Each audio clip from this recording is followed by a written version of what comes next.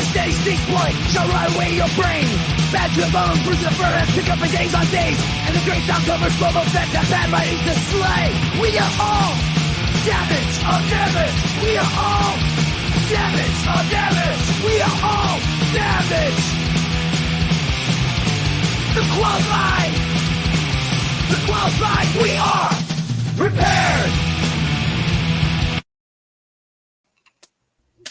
Hello and welcome to another brand new episode of The Qualified. I'm Jedi Johnson 22, joined as always by the great Dom Tober, at least in his own head, the always steady Styxboy 73, bad to the bone Brucifer, and the architect joesduelin. What's going on, fellas? I have missed that intro. It's been a while.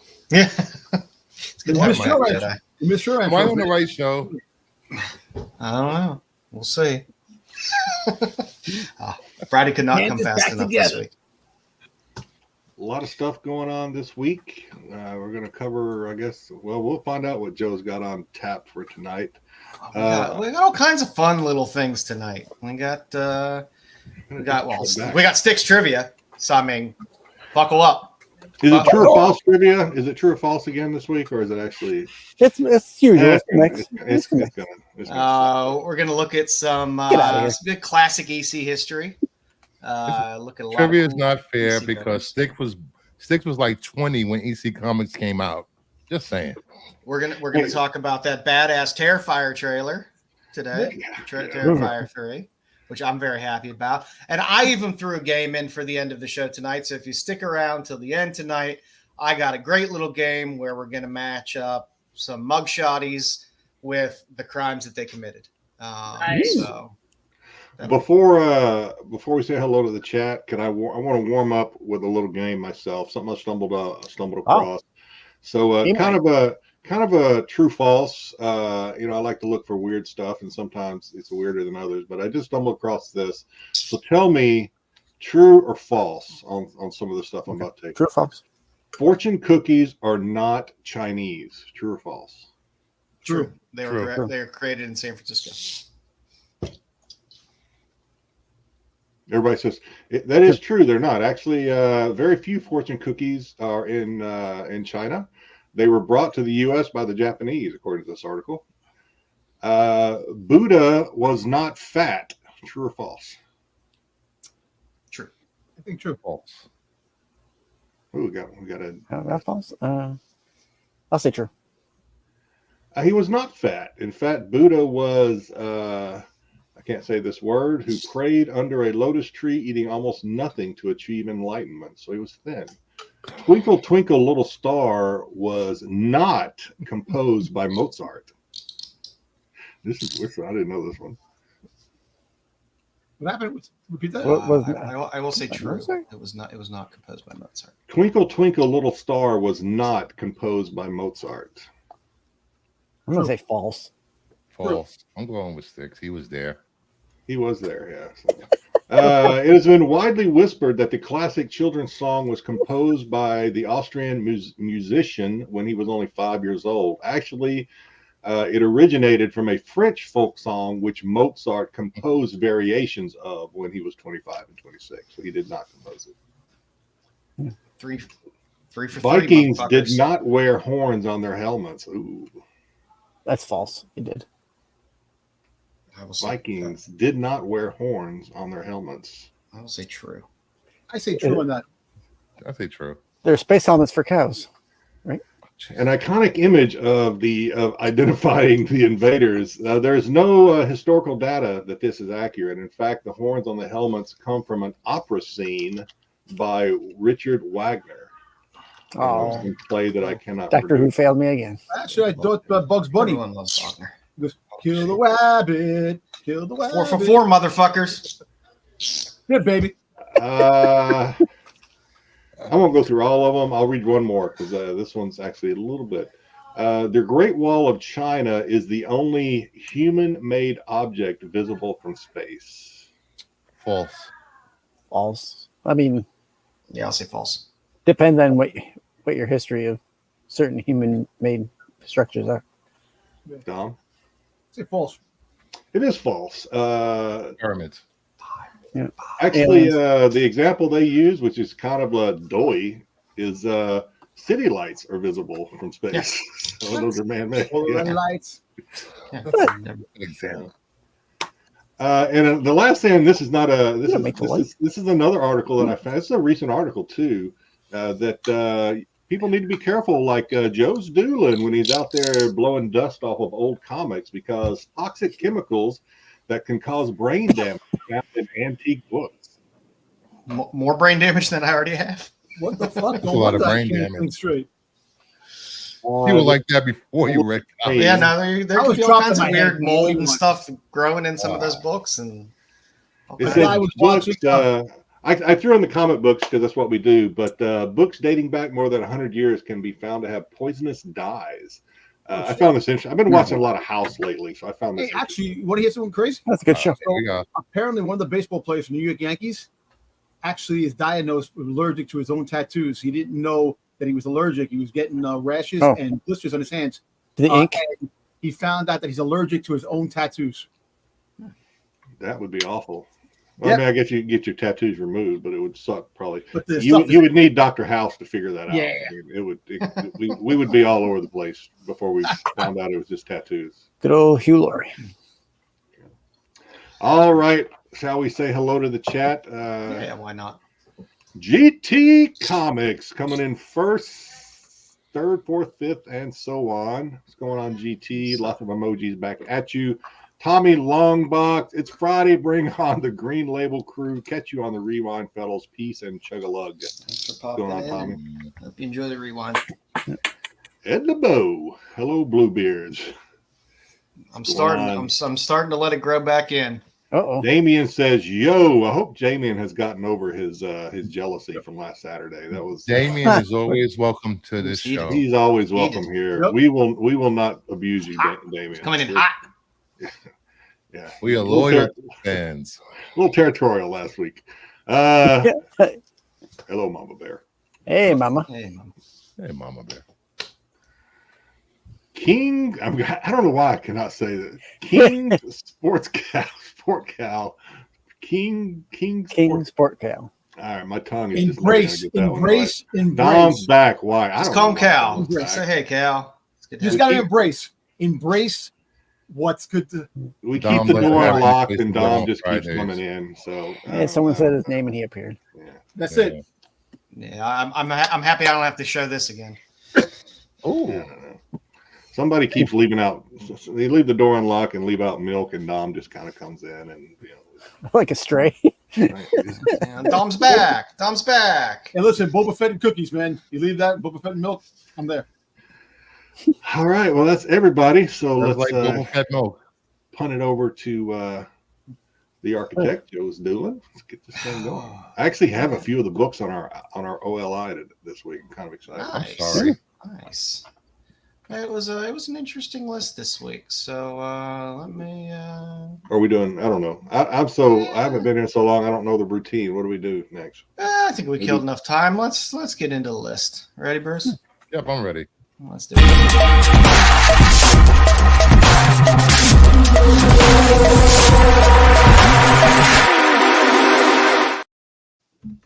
Welcome to another Outside Looking In segment. And the first book up on the list, Spider-Gwen, the Ghost Spider, number 4, the 1 in 50. Only 2 sales. They both went for $100 each. So keep an eye on Pretty this. cool cover. It's good, but they did have a trade for that as well, though. I know I've been gone a while, guys, and I hate to just come in and just start right off the bat, but Here we go. this is a nasty, dirty cover. It's like got Japanese tentacle anime written all over this thing. It's terrible. What? I like it. I like this cover. That's why Dom likes it, I guess. Of course, that's why. She's got a snake. That's nice. I like the bondage thing. She's getting bonded on that. Oh, yeah, okay. I'm just tired of the high Worse now? ratios. The high ratios I'm when not they playing give you Scrabble trade with test you. cover. Holy shit. Who's writing your jokes? It's a nice cover. Not that I've ever like it. watched any Japanese tentacle anime. Oh, no, disavow that. Yeah. I'm gonna have to show Jedi some anime that I have. No. I would rather I think I would rather watch the Terrifier with my eyelids glued open. Think about the anime. I've been watching old Robotech, the Japanese ones, not the American Macross. ones. The Macross ones? Yeah. I have them over there somewhere. Yeah.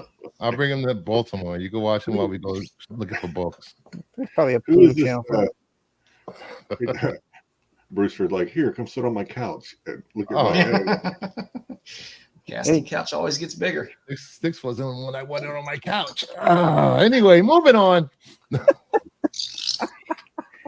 The Terminator 1. Really? Waiting to see if the price and volume increases with the release of the anime show. The anime is currently sitting at 100% on Rotten Tomatoes critic score and over 90% audience score. People are digging the anime, which takes place between was it the second movie, or the second and third movie? You see, that's another thing too. I don't know why they gotta put the first and second. Just make the damn thing. Stop putting in order, because it fucks up everything. Just fucking make the show. Make the show. Nobody cares about Terminator lore and canon. That's what I'm trying to say. So just there really isn't a canon. Well, this Terminator. No, I'm thinking of the wrong thing. Never mind. Yeah, I don't like this cover. What? I mean, I like the cover, but it looks nothing like Schwarzenegger, I guess. Well, no, they didn't have the rights to Schwarzenegger. No, that wasn't. It was just the cover they made. But this is one of the first covers. What is cool about this? It does look like one. It does look like the covers that our buddy Astro makes. Girls. Yeah, so that's cool. The now Terminator series is a great Terminator series. Well, issues 1 through there's all 14 issues of it are great, and then there's 2 issues, one shots after that, and of course you get the Burning Earth by Alex Ross. So what are these going for? I don't see any data, Brewster. I haven't seen Do we this not have any data? Well, they really not going anywhere. No. Over $10 maybe. Yeah, that's better. I mean, $10 is where they've been for a while. Well, listen, and most of them are in pretty poor shape. I say I have a reader copy of this. It's beat to hell. If you want some good Transformer Terminator books, that's what you want to get. Transformers versus the Terminator. That's a good series too. That's a good series. I don't know. I like seeing some, but I do like seeing something on the list other than X-Men. So good job this week, Pete. Proud of you. I agree. This is a good book to put on a list. So yeah, that makes sense with the Netflix show. Yeah, there's a couple people asking $40, $50 for this. I don't know if they're going to get that, but they're not going to get that. You can. What's a 9.8 going for? What? A 9.8. On the quarter? The last raw sale was $14.95. That was like a couple days ago. A 9.8 is going for. They haven't.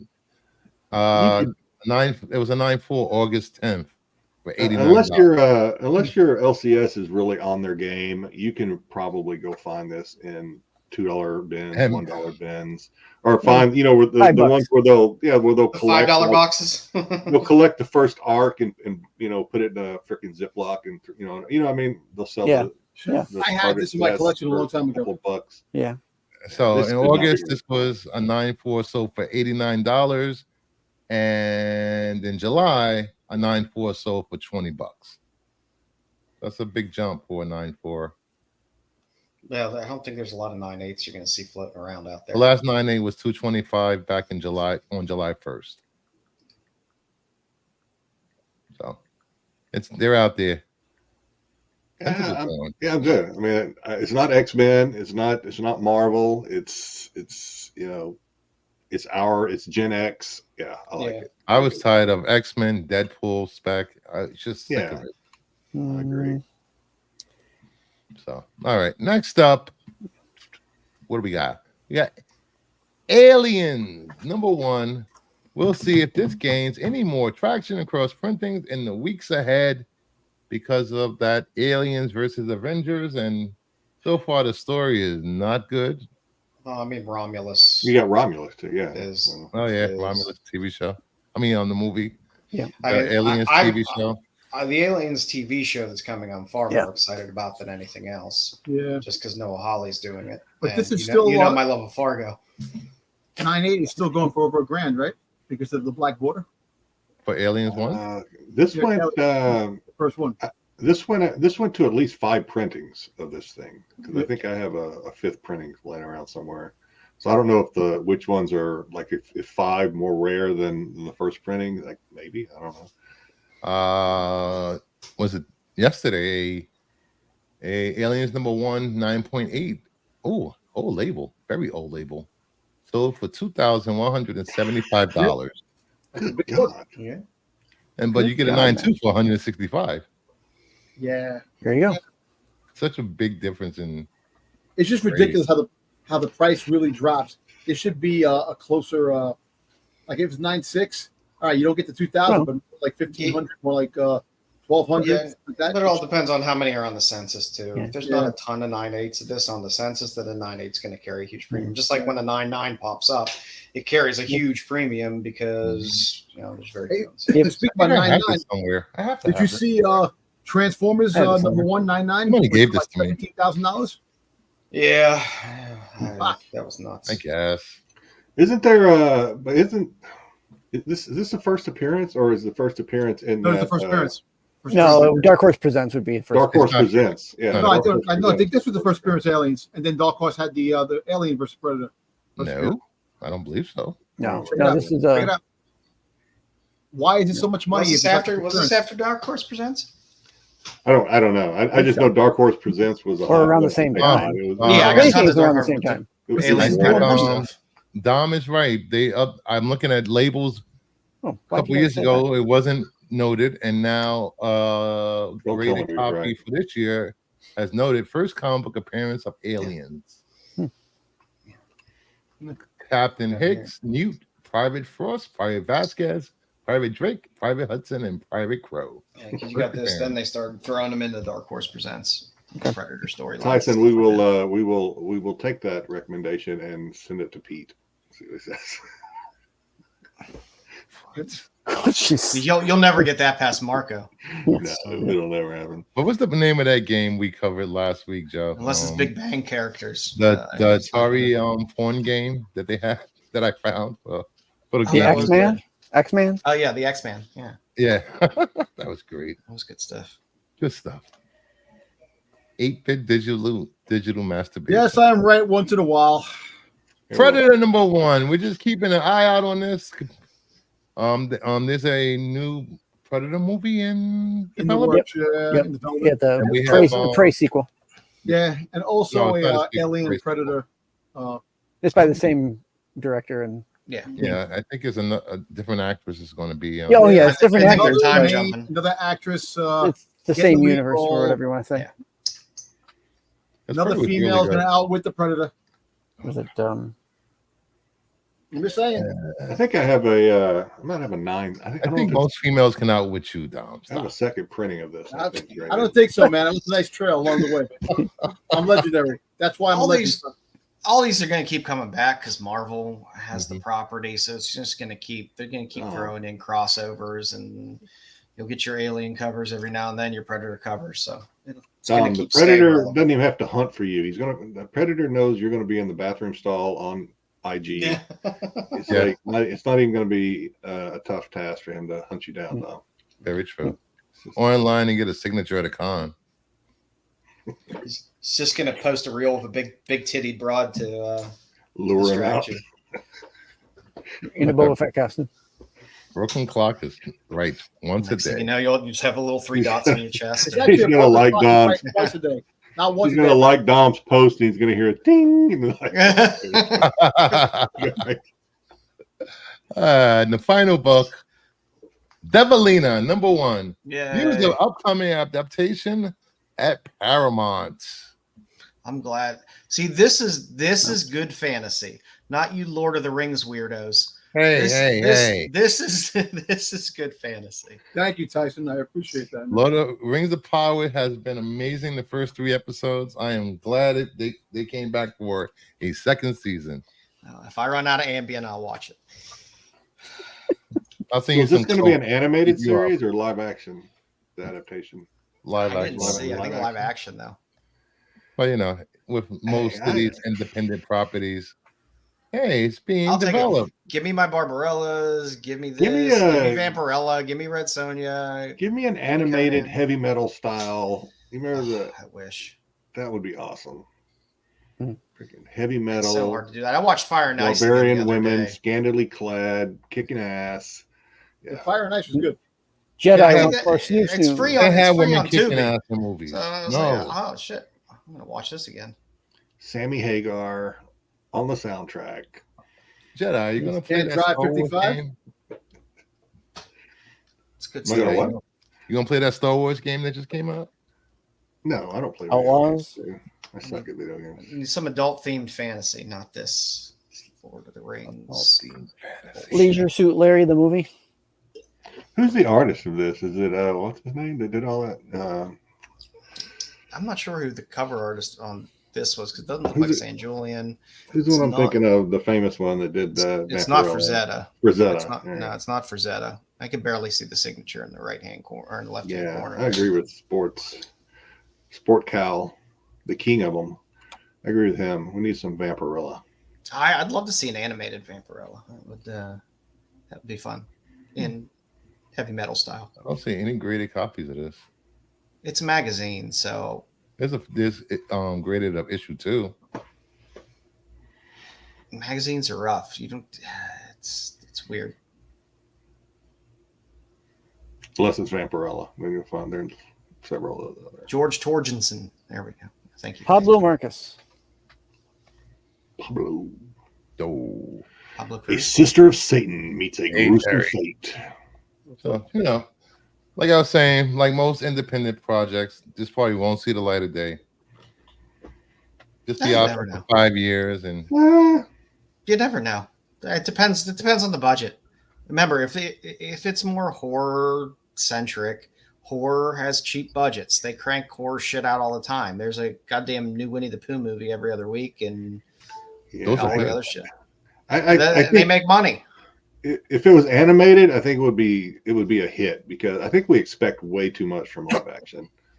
If fucking James Wan can produce that piece of shit Night Swim, they can put this out.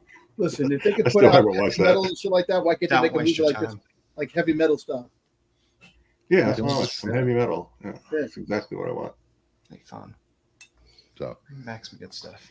So if you have any questions about anything on OLI or you want to learn a bit more about these books, head over to CBSI.com and check out Pete's write-ups on these books. And you can also read up on the CBSI official top 10 list. All yours. Shoot. And we thank you. All right, boys. Hey, you want to do some pickups? Let's do some pickups. How about we do some pickups? I don't have any. Yeah, I did a Bruce. I refuse to believe that. I stole Brucifer's move. I went like this. I was like, "Oh shit!" Yeah. Now the show can start now. Sorry about that, man. Oh, yeah. You want me to go first? Yeah, why not? You're right there.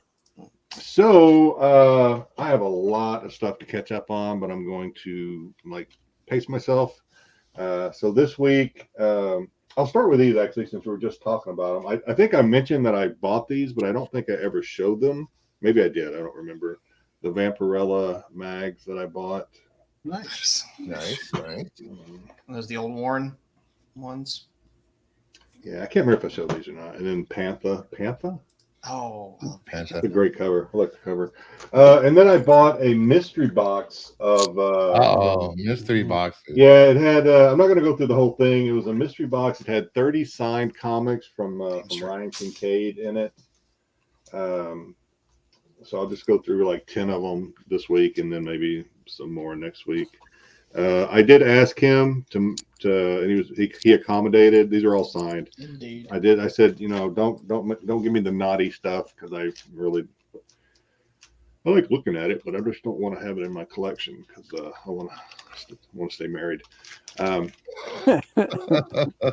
There's this one. Yeah, it's not bad. Nice. Dom will get. I think Dom would like this one. Oh yes. If you saw that on Instagram, got some Persuasion. Yes. Nice. These are all lady books, by the way. I think Kincaid does a lot of lady books. That would definitely give a nice warm soul to Joe. He sees all these lady books. Yes. And then I also got Gives the me version of Gives me the warm, fuzzy feeling in my pants. Pay no attention to the price tags. That's like, here's a good one. I like this one.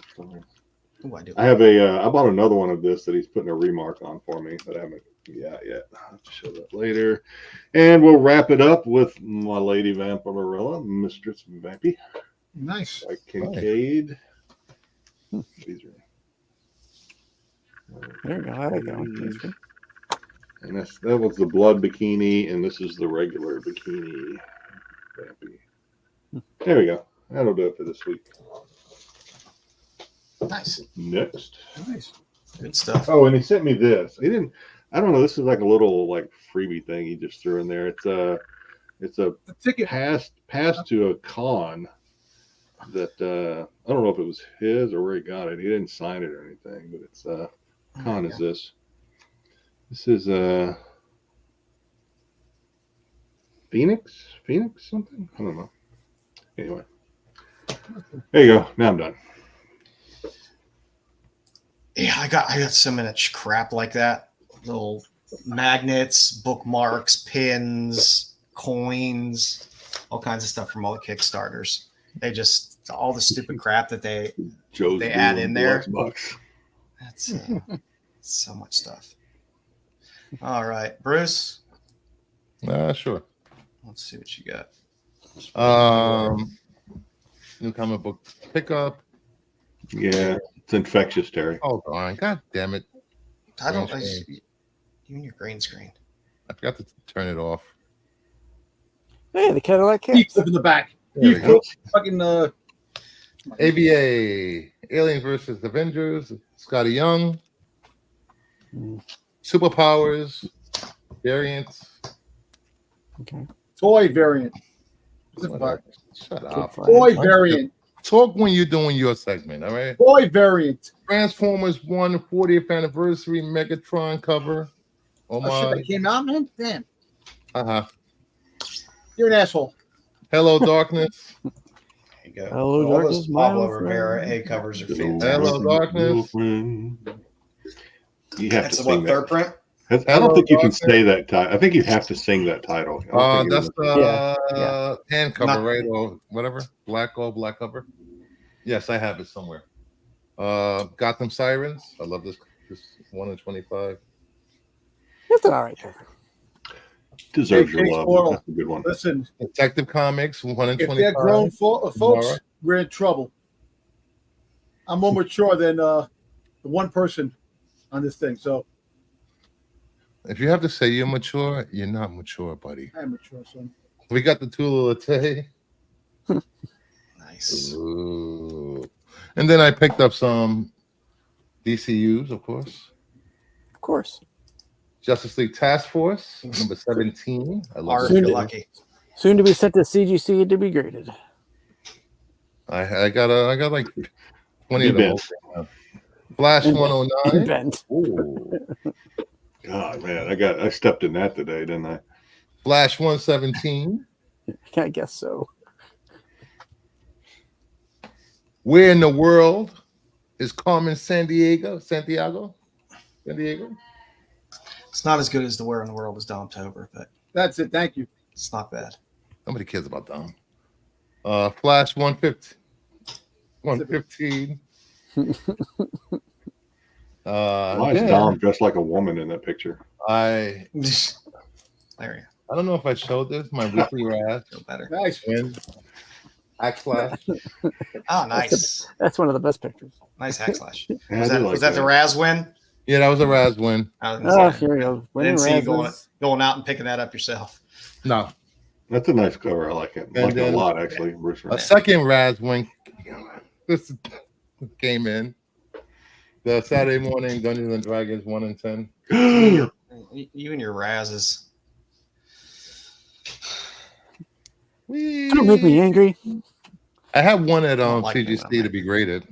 It was just I just happened to win one. And Vamp. You just happened to win it. I put 50 cents down and I won it like a The best goldfish of bowl. the Wipe bunch. your mouth, Lucifer. The best of the bunch. Damn. Oh, it finally came. Nightwing. There you go. Number 1, DCU variant. The highest graded copy on the census. Woohoo! There you go. I officially there's 4 on the census. I have 2 of them. Mm-hmm. So Who's next? You are half the collecting community for those books. No, there's a whole chat about this. God damn it. I'll show you the chat board for this. It's insane. I thought I was crazy. All right. Let's look at the tits. Let's see. So we got some gun honey. Where's my clipboard? You're supposed to find that the other night. I haven't found my clipboard. I don't know where it is. It got lost in the honey. It's in storage. Probably is. Some more gun honey. Jeez. All that gun honey. Dom got it and wrote obscenities all over it. Yo, take the tape off. Come on. Take the tape off. I got some master. I missed it. Did he cover the coochie or what did you do? Hey, Man? come on. Cover the vajayjay? I'm sorry. I'm going to cover the clam. I'm sorry. Thank you, Mama Bear. Just a little out Come there. on, we're not on. Yo, she's your only fucking fan. That's it, man. That's it. You know, she's the only fucking fan. So, you don't have any fans. Gun honey, Your fans are virgin. Renevision. I keep talking about how great these covers are. Oh, I'm being. And into the unbeing. All the covers are really, really great for these if you like horror covers. I like that cover. Little Ivan Tao, All Mortals, a little Red Before Black. I love this Dave Johnson cover. It's just a great cover. A little Space Ghost. Yeah, I got the land cover because why not? Yeah, probably the better cover. A little Sweet Paprika. It's still going. A little Vampy. A little Carlicone Vampy. Oh, it's going? Oh, man. Little American Psycho. A little more American Psycho. A little bit of Lobos. A little Barbaric. Yeah. A little Virgin Barbaric. Double Speaking Gs. of tentacles, Jinkies. Cauldron of Horror. Don't sleep on Archie books. They have some great goddamn covers. There's some great tentacle porn. Oh, Sonia Mattis. Yeah, tentacles are for suckers. And then some Gotham City Sirens. Lots of Gotham Double City entendre. Sirens. You didn't have this one in that pile there, Bruce. So there you go. Yeah, I got this one. Your books are what, a few weeks late, right? Yeah, because Yeah, mine always I got come late. Yeah, I'm trying to get all of them. I like them. Of course you're. Yeah, they're nice. They actually look really sharp. Harley covers are growing on me lately. I don't know why. And last but not least, just a little cable. Yep, like that cover. That's what I got. That's my big pal smut.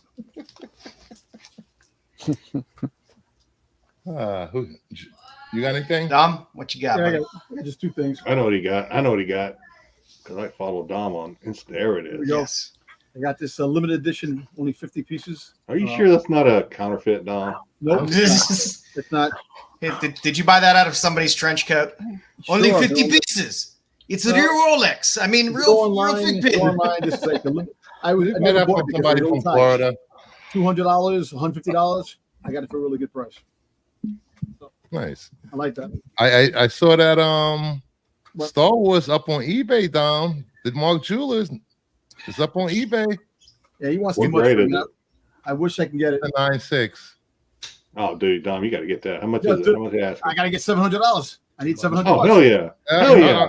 Too late. Start a GoFund. If you start a GoFund, He's asking 1K now. now I see 1K. Too much Start money. selling stuff. Offer him 600. He I was did. raising, offer him less. I He got this offered him today. 7.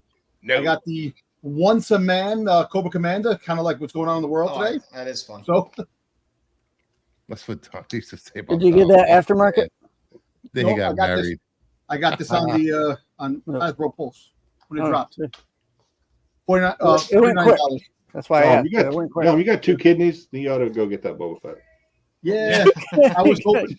I was like, might need those kidneys. If you donate plasma and semen in the same week, you'll probably listen. I have a Aaron Judge rookie card. Aaron Judge rookie card graded 9.5. Sell it. 10 auto. It's a goal for $3,000 online.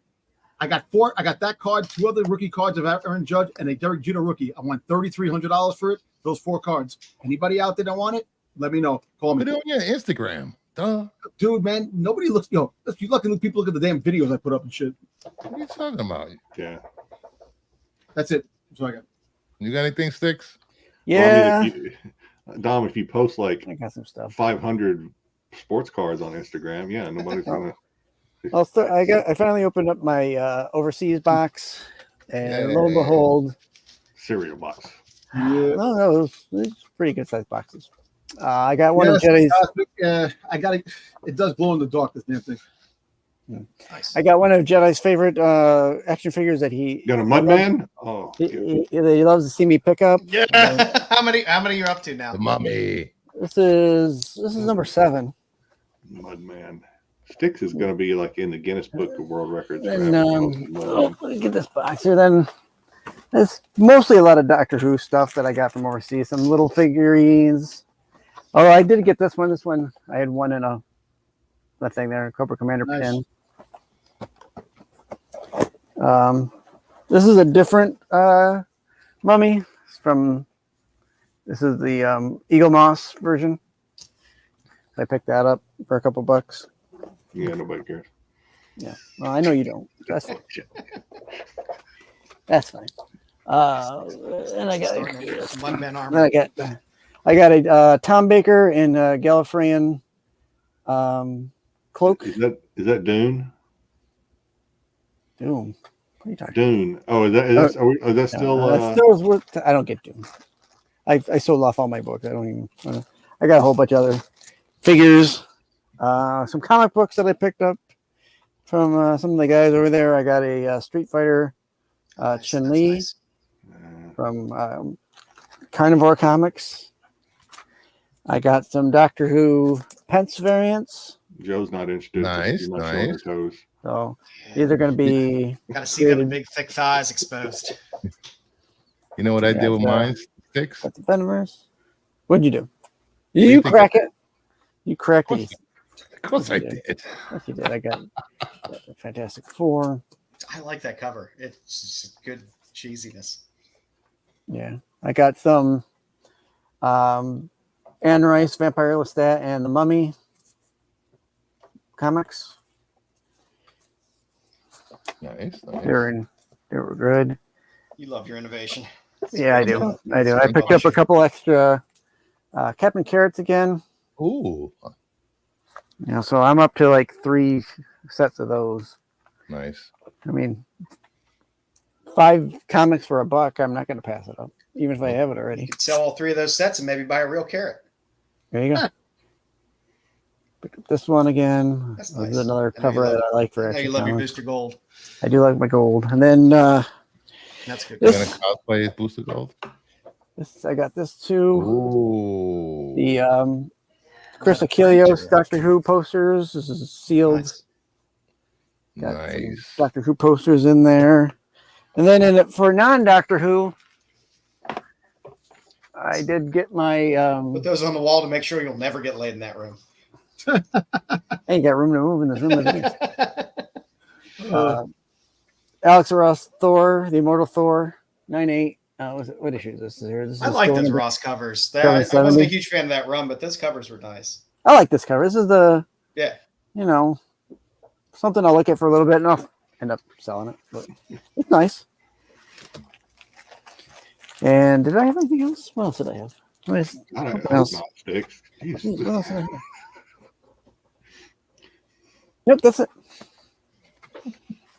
Okay. Good stuff. Oh yeah, let me throw this. That's the Aaron Judge rookie card. Autograph. Nice.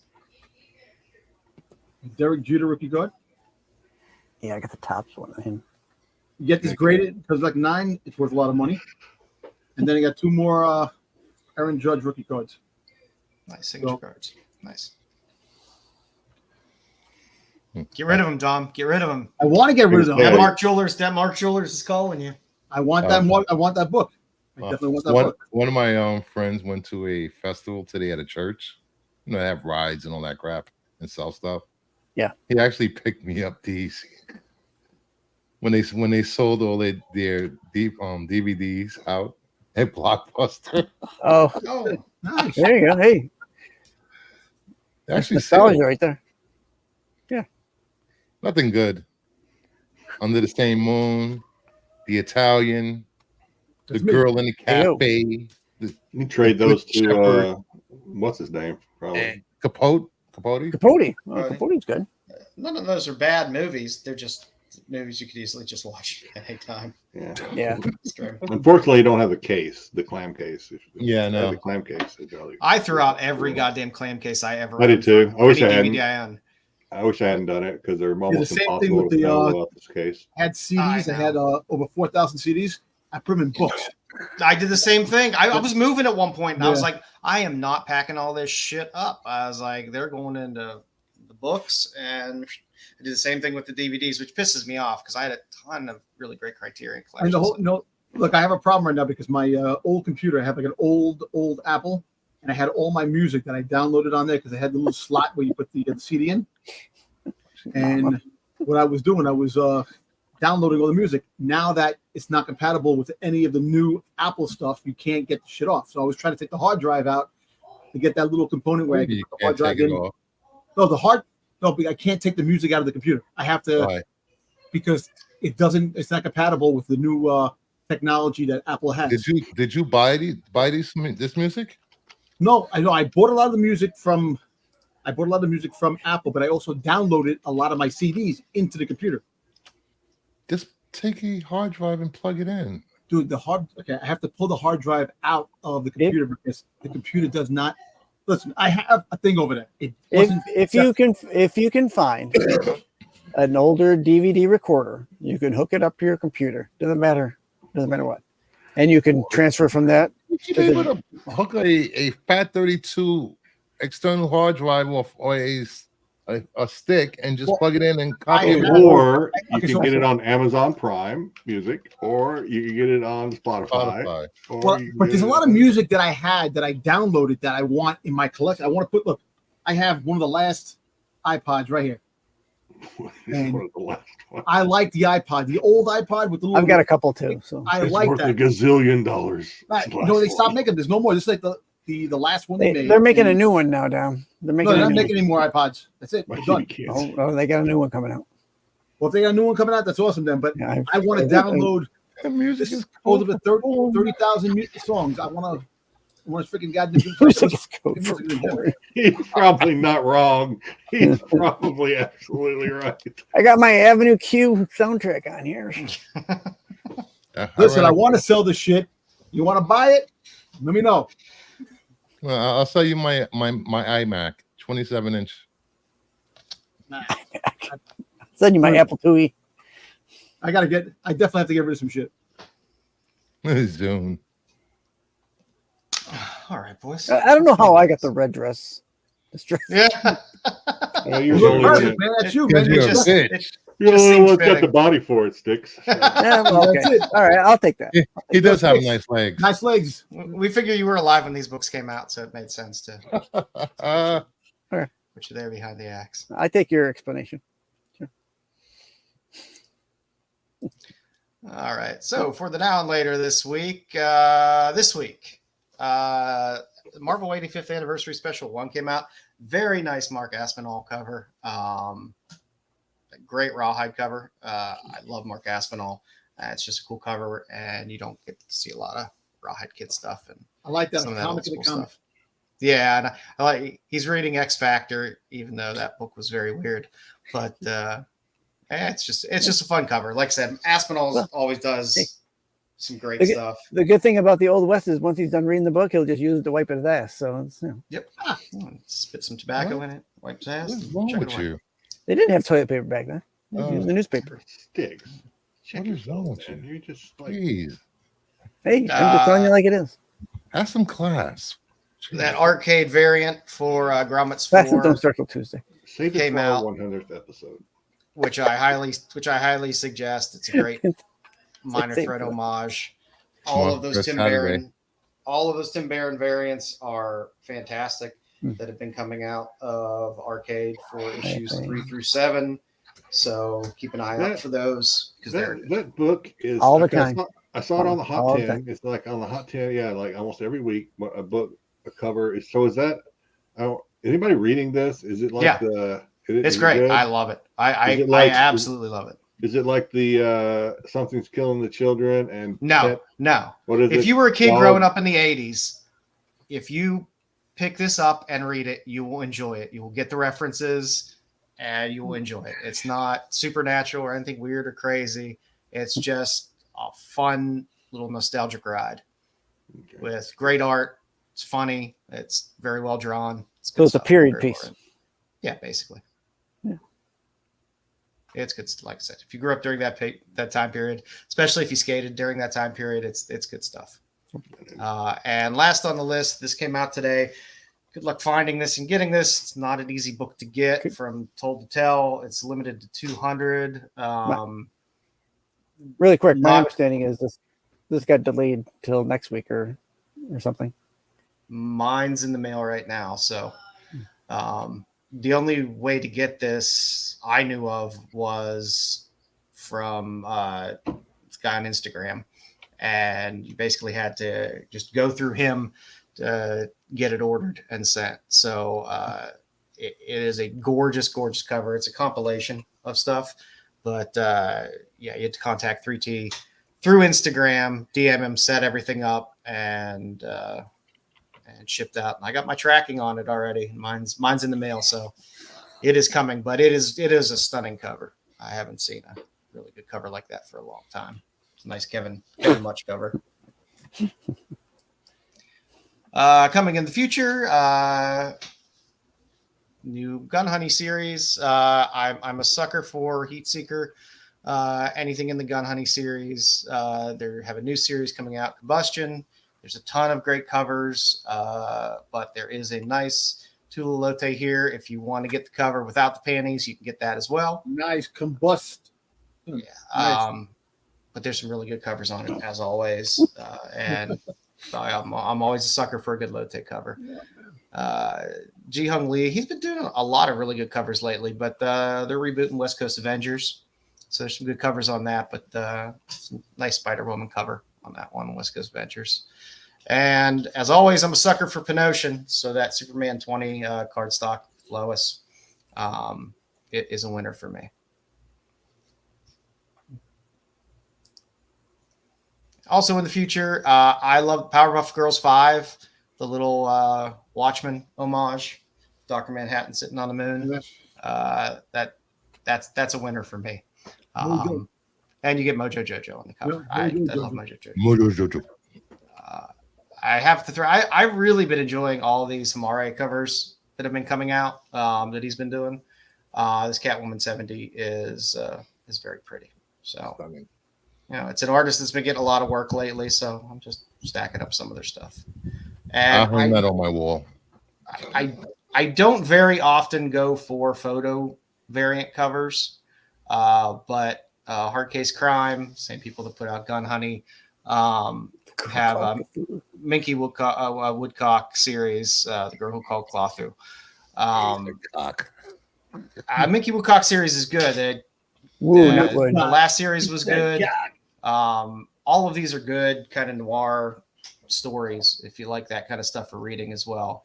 But this and number 2 have fantastic photo variant covers on them, and this one was pretty good. So, nice. What with that? That's what we got this week. Got a brass tubbed. And pulps, I only got one pulp this week just because it's a Brundage that's sold. It's a great Brundage cover because you have bondage on a big torture wheel. So that was beautiful. Yeah. Damn. So it's a fantastic Brundage cover. Went for $480, and it's a restored it's a restored 5.0, and it still went for $480. So there is a strong market for market Brundage stuff out there, especially bondage cover. You got Robert E. Howard stories in there, the guy who created Conan, H.P. Lovecraft stories. So a lot of good pieces on there, and it was small. It was small restoration, but it was pretty typical restoration for the area. You know, a little bit of cover touch, a little bit of glue, but otherwise it looked in fantastic shape. So that's what we got this week. Nice. Good. For That's Not a Comic sale of the week. God. I decided Dom dated that girl. Well, I figure we were going with. No, listen, that tongue could tongue my balls any day. We were going to do some EC stuff, so I figured, we just got to go for more of a horror-esque theme. I went with the life-size busts. And there's truth. You can't believe the variations of Exorcist busts and life-size dolls that exist out there. Like everything was like $1,500 to $500. There was a dude that was on Instagram one day, and he had horror, like a whole horror room that dedicated to horror. He had a bunch of Exorcist stuff. I don't know how he would sleep in that room, man. You know, I don't think he does sleep in that room. Yeah, like I couldn't sleep with that Exorcist. I couldn't sleep with that anywhere near me. No, that would freak me the hell out at all times. That's the room you take the hookers. Yep. I did love the Creep Show Fluffy the Werewolf statue bust. That was pretty nice. You got a nice little picture of Tom Savini down there working on it as well. So that was a pretty cool, fun thing to see. We'll see a lot of that older fun stuff there. And of course, we just to stick with our Terrifier theme, a life-size Art the Clown Terrifier bust. Nice. You can get a bloody version and a non-bloody version, apparently. They both seem to be about the same size, but it is creepy. If you look at it close up, it's very very creepy. You know, it's crazy. So they have the Funko Pops that came out for Terrifier. Mm-hmm. Sold out in a heartbeat. The brand new Terrifier. Oh yeah. Chase, a regular one, and one I'm gonna buy like a tricycle. There's a guy on Whatnot that does nothing but sell Art the Clown, Terrifier. Really? Stuff, yeah.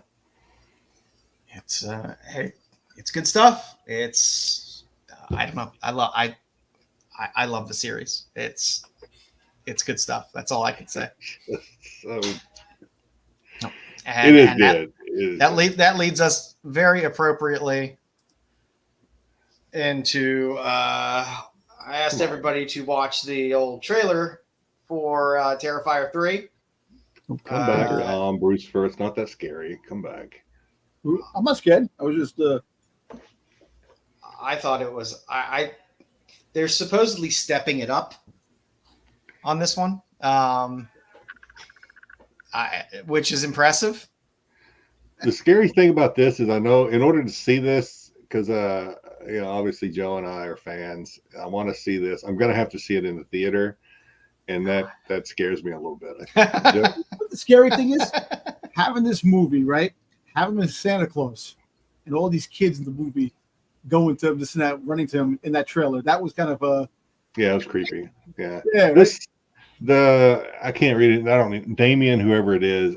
I assume he's done Damien all Leon. the other two, right? So yeah, it's his franchise. He's The guy's got a knack for just like cringy kind of things, and it makes me laugh so much. But it's funny. Still creepy as shit. It's cringy. It's funny.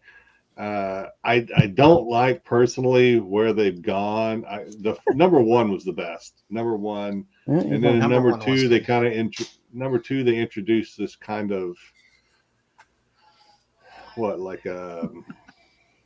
she's like a ancient warrior. Yeah, they're going weird places. It's but getting a little weird. you're not really watching these for the story. Yeah, that's true. And this has Dom and I were talking before.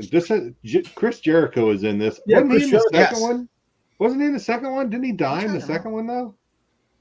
I thought he was in the second one. I thought I it don't was the know, second one as well. I have to go back, but I know that was Chris Jericho. It was no. It was Definitely in the Chris trailer. Jericho. It was Chris Jericho. Definitely in the trailer, yeah. But I thought he was in the second one too, as a medical orderly or whatever. I thought he died. I actually think. Did he do the score? There's like a rock score, like a heavy metal type of thing. Did he do it? This, I don't know. It does ring a bell. He has Fozzy. He does he has the rock band Fozzy. Yeah. This obviously Joe, the trailer release, obviously Joe and I were going to talk about it. So Yes. we had to work it in, and it's Jedi just Johnson approved. it's gory, but it's fun. Once you get past the gore, which you kind of get desensitized to that probably pretty quickly in the show. There's so much of it, and just the expressions on this. It took me a while in the first one. In the first one, it took me a little while because I hadn't seen it before, so I didn't know really what to expect. Can we watch the trailer without the sound? No, no, not with the red band trailer. Check out the trailer. Every horror movie kind of needs its niche, or it needs its something original.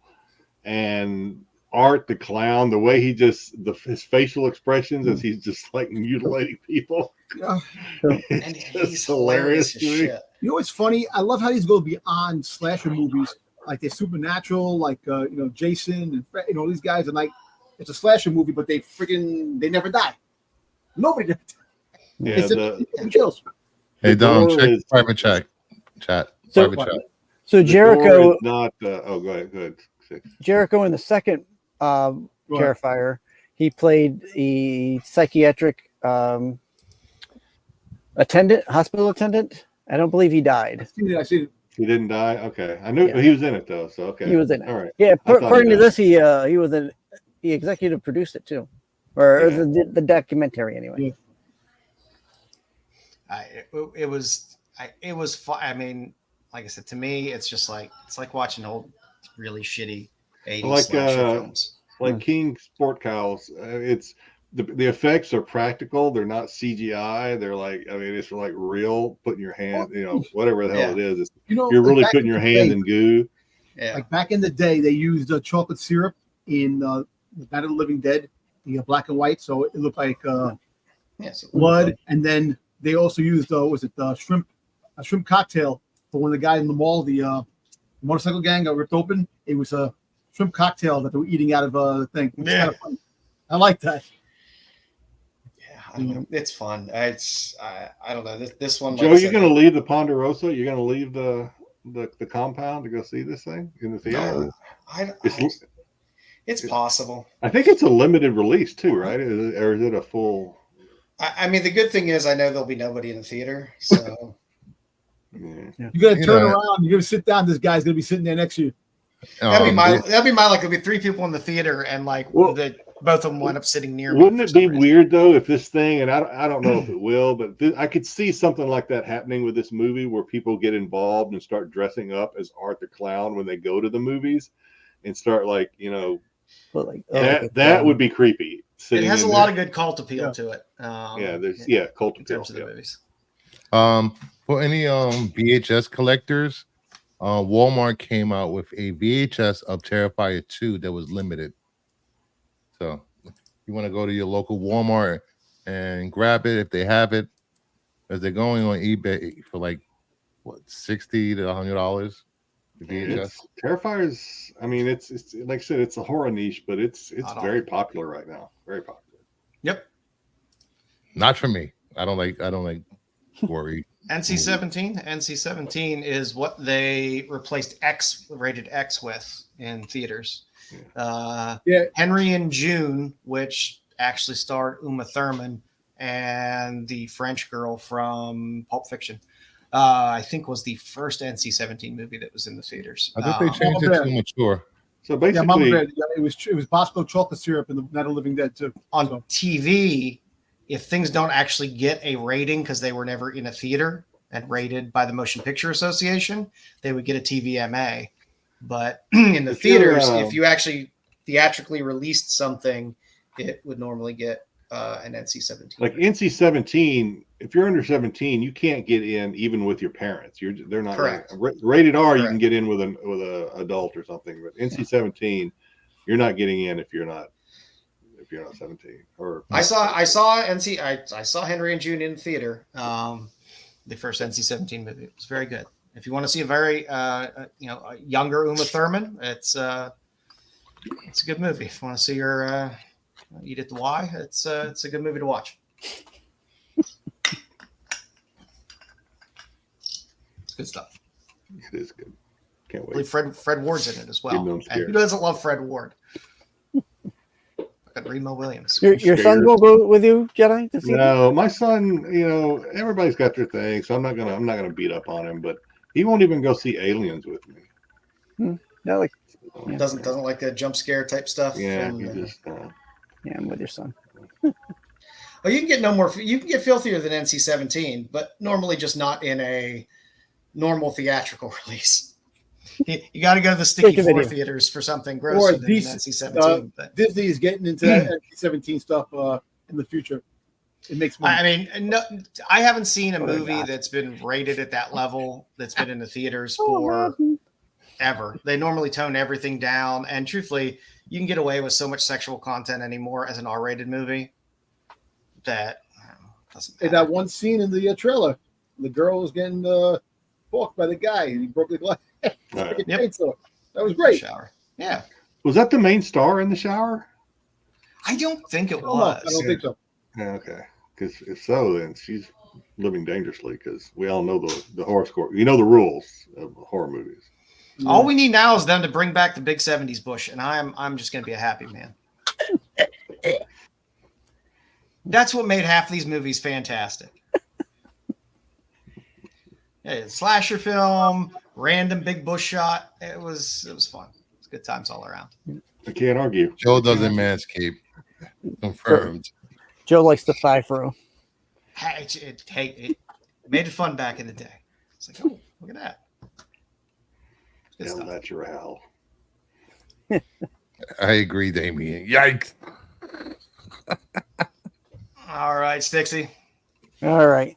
Your time to shine.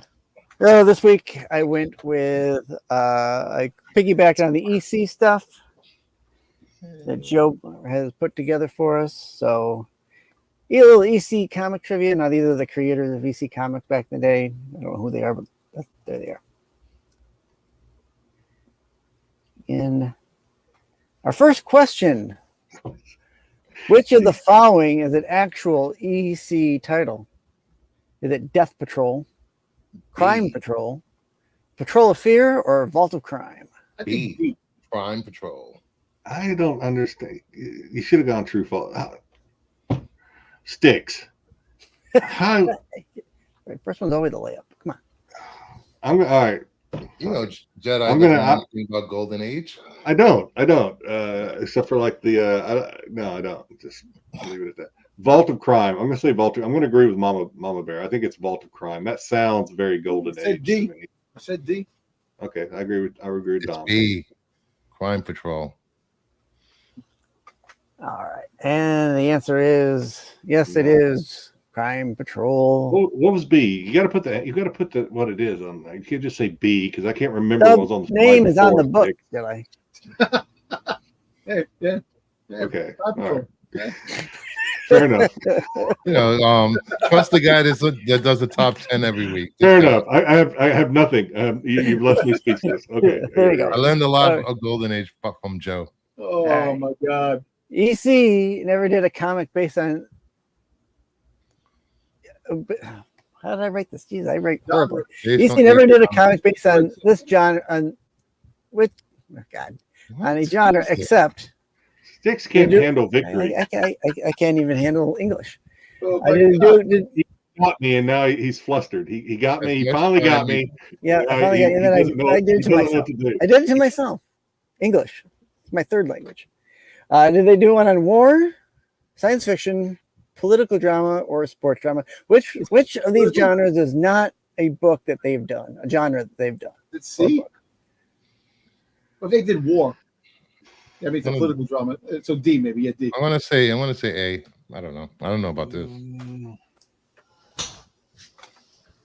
If it's political drama, I said that first, but I think D because I don't know. Yeah, I don't know what's considered political drama though. Like, I mean, political drama that would be like West Wing in real life. It'd be like politicians and things like that. Black Rock scandal, everything. It's a wellness check. I do. It's been a rough week this week. Oh my God! What is this? this? C. All right. All right. You're the so top our dumbass. answer is Oh shit! I said C first, and I moved to D. All right. Yeah. Political drama. No. So I was thinking if they did a war title, war is actually political for war to happen. It's a political type of thing. So yeah, but war is also. I know, but I'm just saying. Going on. Just move on to the next question. Don't nuke this, Dom. Train wreck. Yeah. Dom's nuking it like war. All right. True or false? Here you go, Jedi. True or false? Mad Magazine was once an EC comic. True or false? True. True. I'll say true just because it seems weird. False.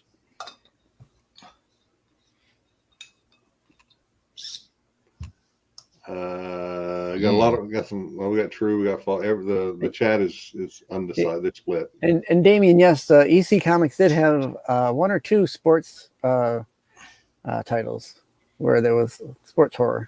So. See what Mama Bear did is this is what Dom would do. Dom, she's using the Dom tag. She's put true with a question mark. That way, if she's wrong, she can say, "I put a question mark. I didn't know." Yeah, that's a Dom tactic. Mama Bear, you're better than that. We got a lot of falses. So. Your quarterly review is looking pretty bad with this. Listen, you only got that clipboard back tonight. Don't start, buddy. Yeah, he made it himself. All right. We all respect it. The answer is true. Mad Magazine was an EC title. Okay. 23 episodes for 23 issues. Yep. The first 23 issues. Question number 4, which is not a Moon Girl title? Last week, I think Joe, or somewhere along the line, Joe had mentioned Moon Girl, so I said that might be a good thing for a question. Are the title of these EC books a Moon, a Girl, and Romance, Moon Girl and the Prince, Moon Girl Fights Crime, or Moon Girl and the Invasion from Mars, which is not a Moon Girl title? Well, I'm thinking it's D because D has a different. He went all caps with D, which makes me think he cut and pasted it from something, and they're just too lazy to change it. You use my methodology. It's like if there's font differences, there's definitely is. I'm certainly going to go with C, but the all caps. I think B. Styx is either lazy or very clever. I don't know. I don't know sorry. I don't know what he's going for. Moon Girl. I'm going to say D. D.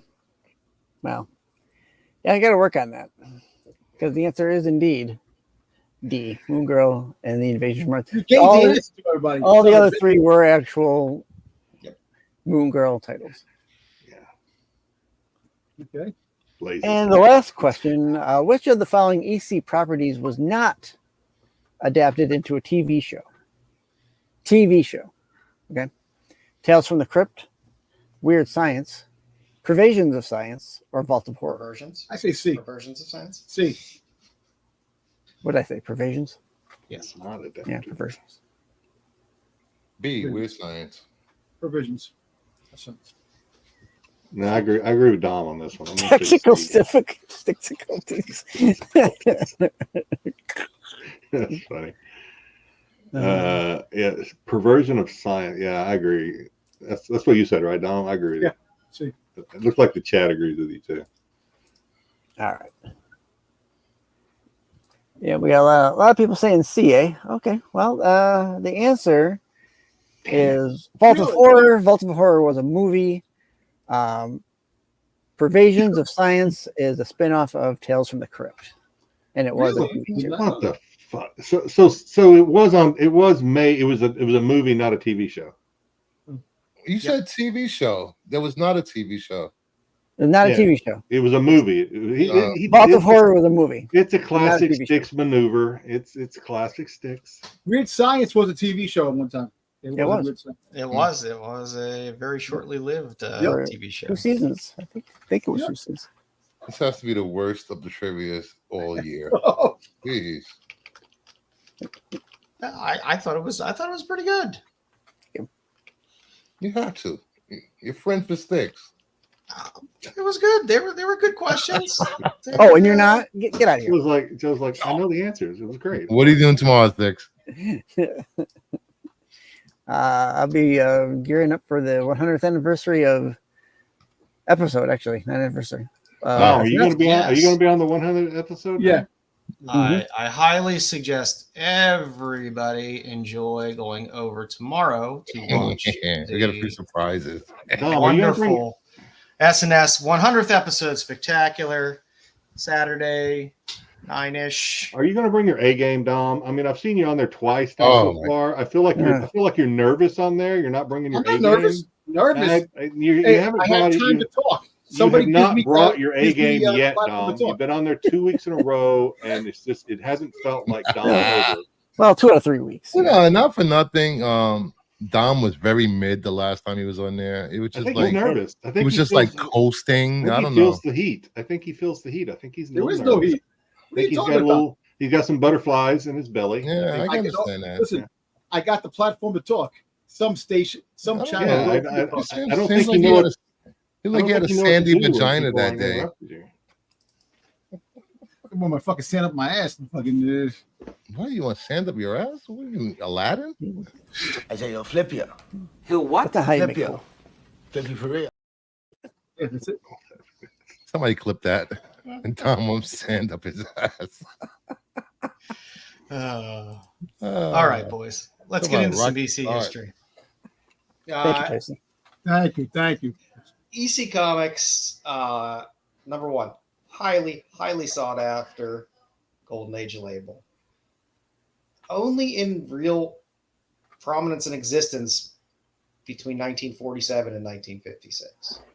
They basically folded after 1956. It was educational comics before it became entertaining comics. Gaines ran it with his father, and then his father died suddenly in 1947. He took over and rebranded it an entertaining comic.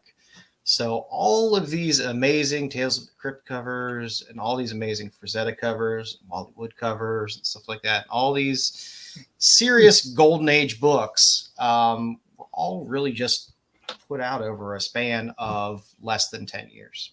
And there's some weird history to it. So there basically was 4 major time chunks of EC eras of EC comics. There was pre-trend, which was 47 to 50, where they were putting out mostly comedy books and stuff like that, some of the crime books and stuff like that. And then they started the new trend, which was from 50 to 55. That's when they started doing all the Vault of Horrors, Tales from the Crypt, all that stuff. And then briefly, they went in a new direction in 1955, very briefly, where they started doing these kind of like medical and psychoanalysis comics, which lasted 3 to 4 issues. And then they switched to magazine size for some things between 55 to 56. And that's what basically just broke the back of the company.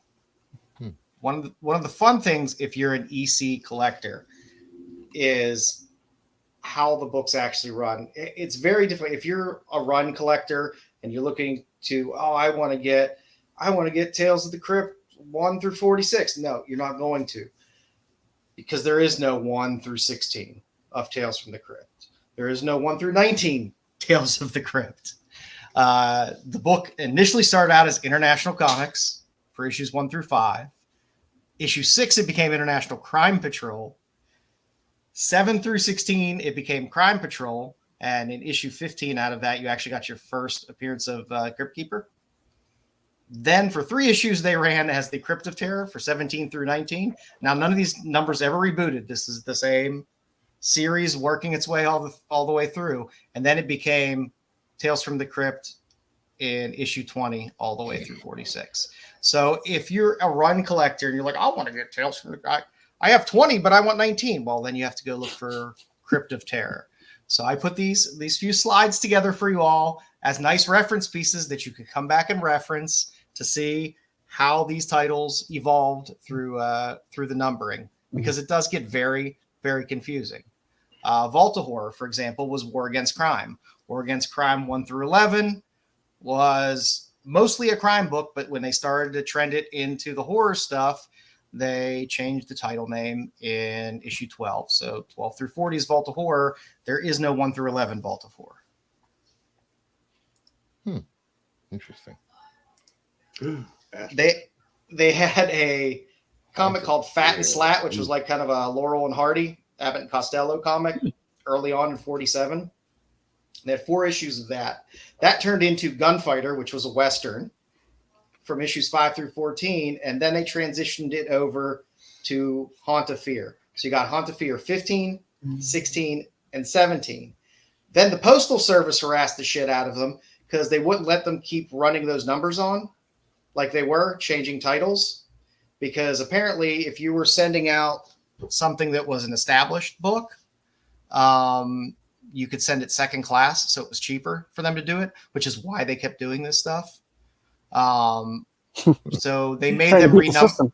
So they made them renumber it back. But again, Haunt of 4 does not have a 1, 2, and 3 because Haunt of Fear 1, 2, and 3 is Haunt of Fear 15, 16, and 17. Good God. And then they restarted their numbering with number 4. Crazy ass. So a run of 4 through 28. This is worse than JJ's Star Wars timelines. It is nuts the way it happens. But I throw these in there for reference pieces for people to be able to look back if you start to get into EC and want to start collecting EC to understand how these runs work, because it's not a ton of books. Like I said, most of these runs went 28 books, 30 books at most. I think 40 is like one of the longest runs that they had.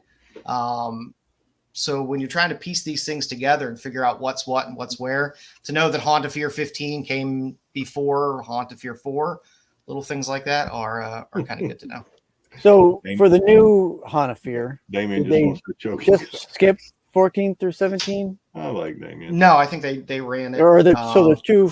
There's yeah, two Vault of 15. Okay. Yeah, I believe so. The asterisk. What did the asterisk mean on the previous slide? I will show you I forget why the hell I put the asterisks on the last one. I know probably for just a renumbering. Styx trivia needs asterisks, but needs trigger warnings. Asterisks. The science fiction ones are the weirdest.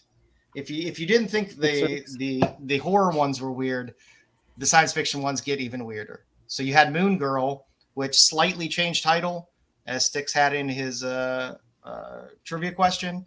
But the Moon Girl series basically ran 12 issues. Then it became Weird Fantasy. So you have Weird Fantasy 13 through 17. They got caught on the renumbering piece as well. So they had to start off with 6. So they have then 6 through 22 of Weird Fantasy. So the real Weird Fantasy 1 through 5 is the original 13 through 17. So it's very weird, very strange. And then I have an asterisk here because Weird Science Fantasy, they actually merged the Weird Science comic and the Weird Fantasy comic together. So Weird Science goes away, Weird Fantasy goes away, and it becomes Weird Science Fantasy for issues 23 through 29. So you actually had a merge. And then the title changed to Incredible Science Fiction for 30 through 31. Or sorry, 3 issues. It's crazy stuff, man. And Weird Science, just as crazy. You had Happy Hooligans 1 and 2, which becomes Saddle Justice 2 through 8, which became Saddle Romances 9 through 11. Then it becomes Weird Science. Again, I think Don was becomes Weird Science 12 through 15 because they continued the numbering. And again, then they got caught. So then they had to start renumbering their Weird Science and then starting at 5. So then you have 5 through 22. And then you get the merge. So it's EC Comics is crazy. And again, I think Dom was in a movie with Brewster called Saddle Romances. And like I said, you could look up all this stuff. You could look up all this stuff. It takes a while, but I figure, hey, in 5 slides, I gave you guys the history of these things. If you ever really get hooked on one of these titles and start really getting Golden Age stuff, because the EC covers do have some of the best artists, some of the most amazing art, and some of the most sought after books. This is a good reference. I'm glad you did it. But yeah, absolutely. I think the viewers are ready for the bondage covers now, though. I think we're ready. Oh, there's more. Oh, okay. Now we're gonna get into the comics. You know, Joe's gonna have some bondage covers in there. You know it. Definitely. definitely. Oh, there's a male bondage cover on the far right there, but again, some of these started off. So you had that run of International Comics that ended up becoming International Crime Patrol for one issue, which turned into Crime Patrol. Crime Patrol was a good series. I like Golden Age crime stuff because they, to me, has some of the best covers in there as well. The horror stuff is good, but some of the crime ones always crack me up. And again, through Crime Patrol with issue 15 right there in the middle, you can see, because it's very nice and says Crypt of Terror right on the middle. That is your first Crypt Keeper. So first Crypt Keeper does not appear in Tales of the Crypt or Crypt of Horror, Crypt of Terror. He's in Crime Patrol 15. So this is a highly sought after Golden Age book for Golden Age horror. House of Horrors. Is anybody else hearing that? That's a Modern Family bit. House of Horrors. Is anybody else hearing this? House of Horrors. And again, Crime Patrol turns into that nice little 3-issue run of Crypt of Terror. This first one up here, if you saw the notables on the Hot 10, I believe it went for what was it? Was it $15,000 or $16,000 in a 9.2 for Crypt of Terror 17 and a 9.2? Yeah, so 22,000, 22,500. Was it 17? It went for $5,000 more than it did last time. Okay. Selling at that grade. So again, these are very, very sought after books. And like I said, if you want to be a serious collector of some of this stuff and get into Golden Age, EC is stuff that is extremely collectible. There are people that are nuts about EC stuff and will pay top dollar for it. I'm rich, bitch! Exactly. And again, that transitions into Tales from the Crypt. So that's when you start getting your Crypt Keeper and Vault Keeper and the Witch on the cover, which is nice. Again, a lot of good Johnny Craig covers, a lot of good Wally Wood covers, early Wally Wood covers. It was a good comment. We just decided to do it.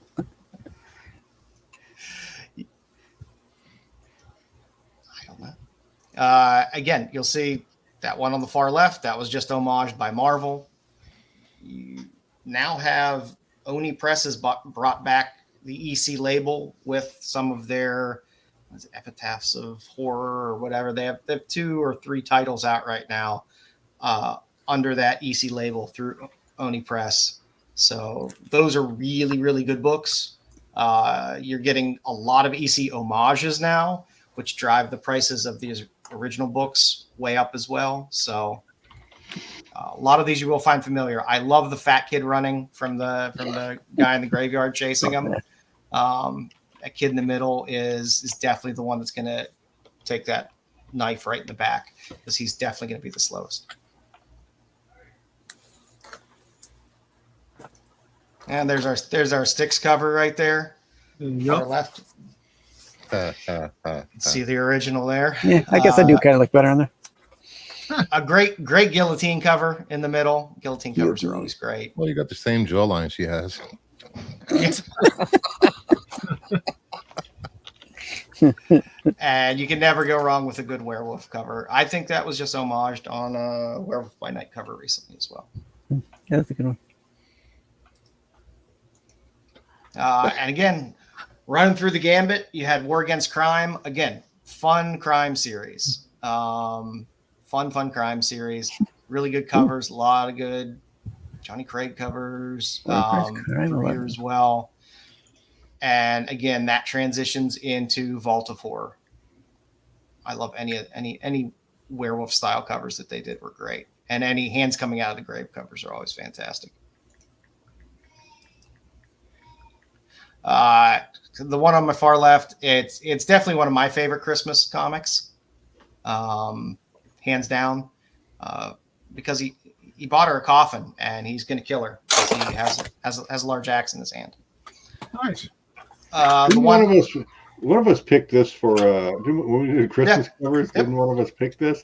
Yep. I think I picked it, or you picked it. I don't know. You picked it was. I didn't know if it was me or who, but yeah, because I want to say it was me or maybe not, because I didn't know that was a coffin. I thought it was a barbecue. Barbecue. Oh, yeah, iron lung. They cremated. Getting ready to put her in the iron lung. Yeah. Right in my new Traeger grill you go. The Vault of the Horror in the middle might look familiar because it was one of the Blood Hunt EC homages recently as well. And then on the end there, you have Vault of Horror 40. That is the last book in the run. I like to always throw up the last book in the run frequently because last book in the run is always collectible as well, not just the first book. And again, you had your Fat and Slat. Like this is how these books started off, and literally within like 2 to 3 years, they transitioned into some of the darkest horror that you'll ever see. So you had Fat and Slat, which only ran for 4 issues, I believe, which transitioned into Gunfighter, which had some fantastic covers, by the way. There's a little Red Dress Distress there. And then that eventually turned into the Haunt of Fear. And then you got some good, is it the Witch there, or is it the Vault Keeper? I always mix up the Vault Keeper and the Witch, but I believe that might be the Witch. There's a lot of Ray Bradbury stories in these comics there, right? Yeah, the stories in them are fantastic, and the art is absolutely incredible, especially as we get later into the series and you start getting the Al Feldstein stuff. These first 2 covers are Al Feldstein covers, which are good. But his science fiction stuff that he does in the weird science and weird fantasy are absolutely top notch. You can never go wrong with a good shrunken head. What number is that Haunt of Fear on the right? 14 on the far right.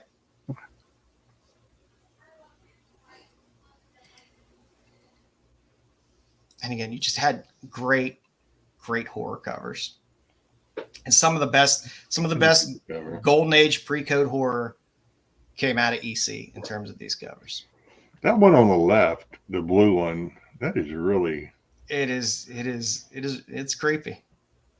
Yeah. Why is it? I wonder why that one. I'm only going by my own taste, obviously, but that one to me should be up there with what is it? The one that everyone loves with the guy whose face is melting because he's holding. Oh, the Black Cat one with the cigarette. Black Cat, yeah. There's such good covers out of this. I'm more of a weird science, weird fantasy fan because the Wally Wood covers in there are crazy, and some of the Frazetta stuff. But these are fantastic. The Moon Girl stuff, highly collectible. I think Bruce, you had it. You're the one that I think had it on one of the Golden Age sales on a Sunday. Yeah. I think it was the book Moon Girl 5 in the middle just recently sold. Let me look at that. But yeah, the Moon Girl series was fun. It's people forget that it's an EC book a lot, even though it prominently EC is one of the few books of the Golden Age where it's like you can clearly see it's an EC book. They don't fool around with that label. You can clearly see it. Some of the other books of that era. Does Moon Girl predate Wonder Woman? Because that's certainly Wonder Woman. No. Wonder Woman came out in 33? 15 years. Okay. Yeah, so it would have been about 15 years after Wonder Woman. That Moon Girl 5, 7.5 sold for $38.40. Yep. Have they ever reprinted these? Because I've never seen Moon Girl. I think there are reprints or facsimiles that they got. I don't know about the Moon Girl ones. Did they make an omnibus on this shit? I know I get a lot of the. I'll show you in a little bit. They got they're not omnibuses, but they're kind of heavy magazine size floppy trades that are really nice. Of like weird fantasy and that's Sailor Moon's mom. Yeah, they put those out. So for some reason they turned Moon Girl into a girl and a romance into romance novels because that's what Golden Age did back in the day. Whatever was hot at the time, everyone immediately transitioned whatever book they were doing and turned the title into whatever was hot, be it westerns, romances, crime, or But again, that turns into weird fantasy. You get some, if you're a big science fiction fan, the Al Feldstein covers are great classic sci-fi comic covers on weird fantasy. I want to say I almost bought that one in the middle on the previous slide one time. I don't have it, but I'm going to say maybe I got outbid or something. It is a fantastic book. And again, you'll get top dollar for any of these EC books. They're, like I said, EC collectors will always be looking for quality EC books. And I almost bought that one too because it's a robot. Yeah, it's a good robot cover. I have a small robot, Golden Age robot collection. It's very small, but I don't think I'm. And you started to get amazing Frazetta covers. That one in the middle there is that one will cost you more than a car if it's in really good shape. That's a great famous Frazetta cover. Dom, sell those cards. So we got to buy them. And again, that one transitioned into weird fantasy. Remember, you got two more gimmies. Frazetta. I have one of these somewhere. And then it slowly turned over to incredible science fiction. And again, some great Wally Wood cover there on the far right. Anything where he has like gears and a guy in any type of space outfit they're just amazing covers. They're so detailed and just crazy to look at. And then we ran through, I think this is the weird science line. So we started off with Happy Hooligans, which turned into... How do you pronounce that? It's not hooligans. The Hooligans. Hooligans, like Margaret Hooligans. Okay, got it. Yeah. So, isn't that the name of the restaurant in Waiting? Hooligans? Anybody watch Waiting? Wow. There is an actual Hooligans restaurant. Gotta wait for There is a bar. Fridays. We got a bar. I thought it was Shenanigans, or is that something different? Yeah, that's Super Troopers. Pull over. We already pulled over. So Happy Hooligans only had a 2-issue run. It turned into Saddle Justice, which has some great Western covers. I'm a sucker for Cowpuncher or any of these Westerns where you have hot chicks on the cover. That are Westerns. Dames with 6-shooters. They're always fantastic covers. Yeah. Red breast. Fuck a snake. I don't know. And again, they were like, well, people don't like Westerns so much anymore. They like romances. So we'll just make saddle romances. So the book turned into Saddle Romances. I would have loved to be in that office every time they're changing things back and forth. Oh, that's great. You got those. Okay, we're changing the name. What are we doing this month? Exactly. They just kept cranking them out. Oh my God. Every day at the meeting, Dom's like, saddle bondage. They're like, no. The next day, saddle bondage. Damn it. But then again, weird Mandalorian science. Your saddle romance, you went from, I like Westerns, these are fun. Oh, these are now romances for a few. Holy shit, weird science. Ooh, yeah. That's another good robot cover. I like it. Yeah, it's fantastic. Fantastic robot cover. Like I said, the first cover, Al Feldstein stuff is always phenomenal. I always love them. Any type of aliens that they draw as well are fun. You start to get some amazing Wally Wood covers. Like I said, the Al Feldstein stuff, if you just like really cool classic sci-fi, I need a bubble helmet, but I can wear shorts. They're perfect covers. Yeah. Science. Who needs science? Yeah. But again, like I said, the Wally Wood covers are just outrageously great. Like, I mean, they have bubbles, but the girl doesn't have anything. What is she like? Then the guy was wearing shorts. The guy's wearing shorts with exposed legs. So, hey, you want to breathe, but you want to look fashionable too. Breathe. But like I said, I love any of the Wally Wood stuff through here. It's really, really sharp covers. And some of the other great titles they did have the crime suspense stories as well. So those were more crime/horror based.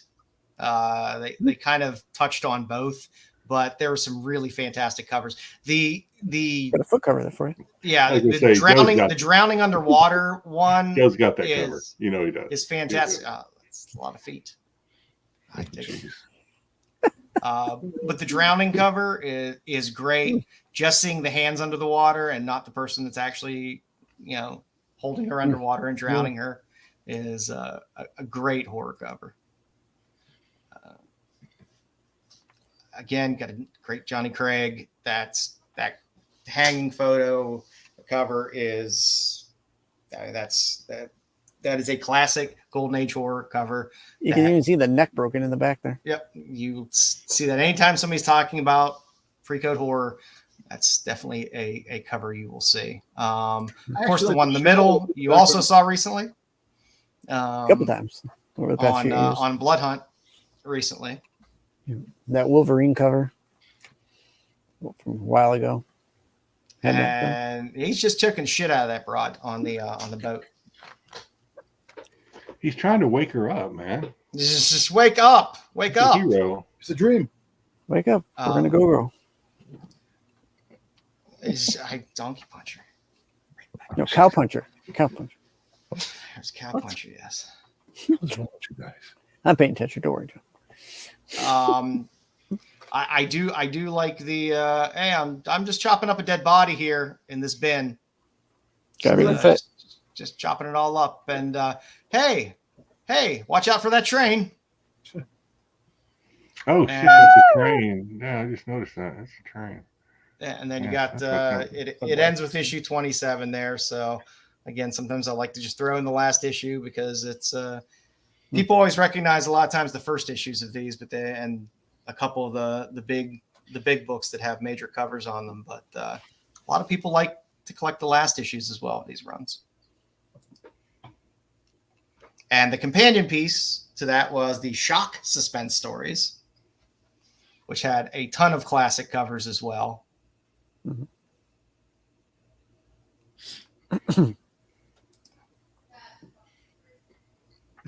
I love you can see by my arms, I pushed you off of this roller coaster in the middle there.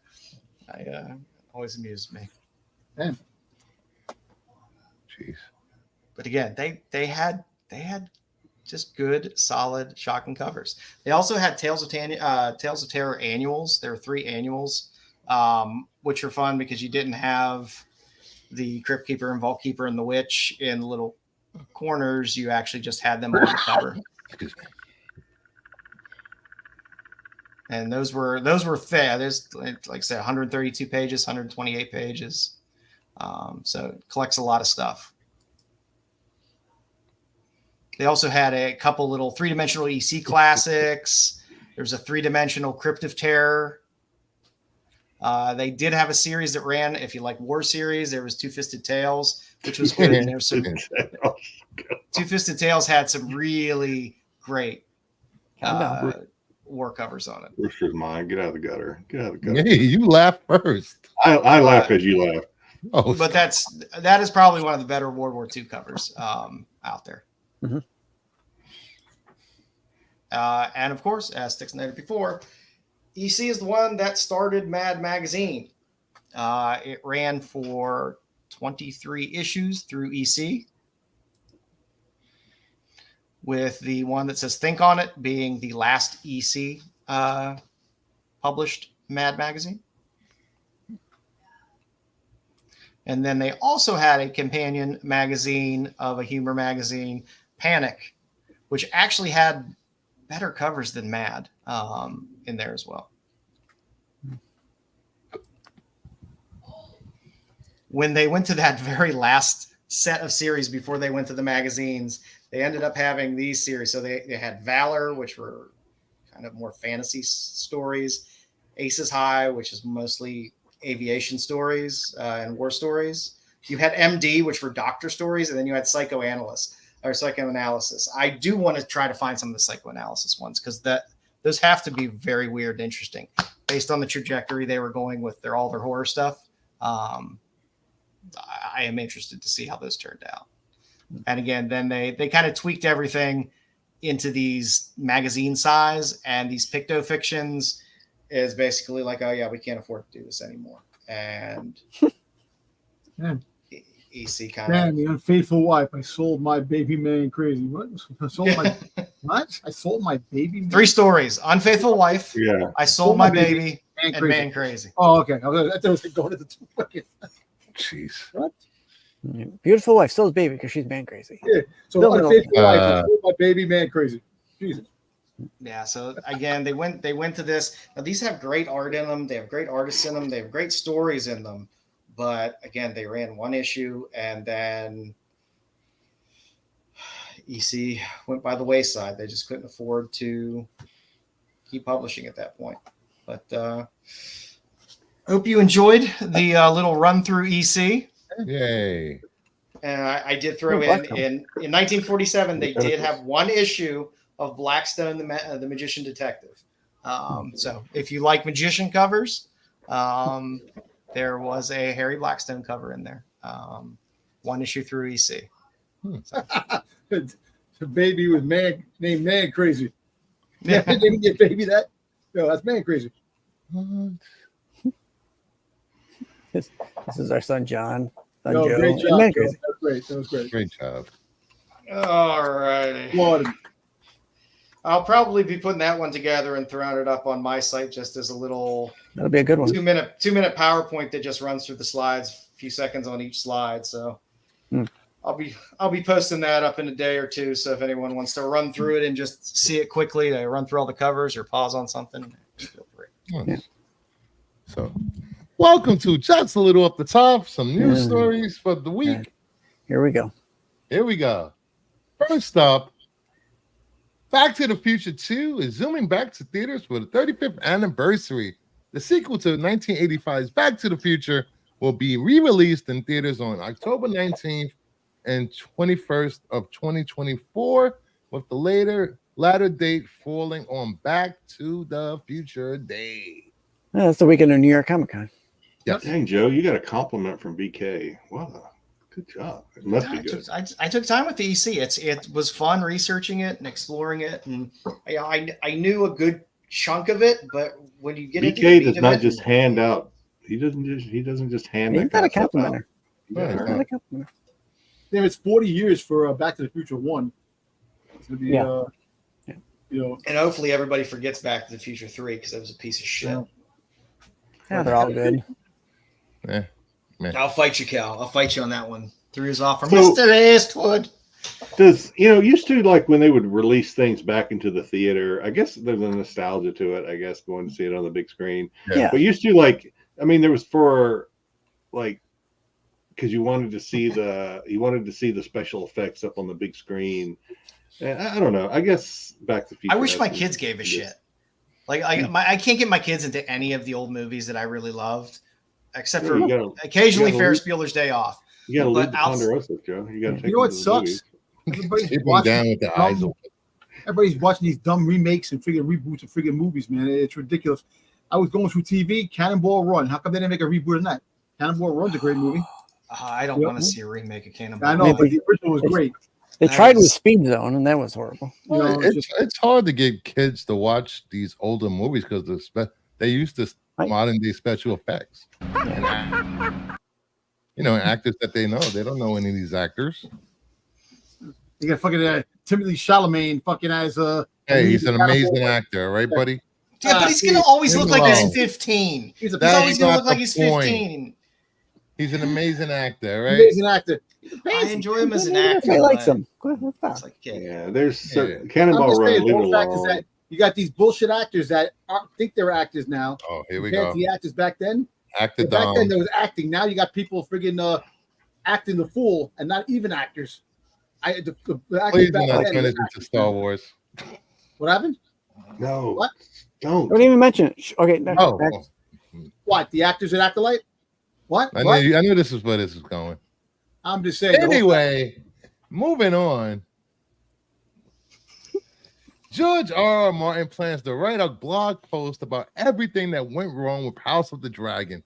I do not look forward to other posts I need to write about everything that's going wrong with House of the Dragon, but I need to do that too. And I will. Write the goddamn book instead of going to sex parties. Yeah. Well, I don't fault him for going to sex parties, especially the way he looks. If he's getting laid, good on him. I mean, he pays those women a lot of money. He's got more energy than me if he's going to sex parties. He's got the money. Swingers are nuts. He's a swinger. Yeah. Come hang out with me, Jedi. I'll take you to a famous field. swinger. That's too much energy. I don't know how you do it, Bruce.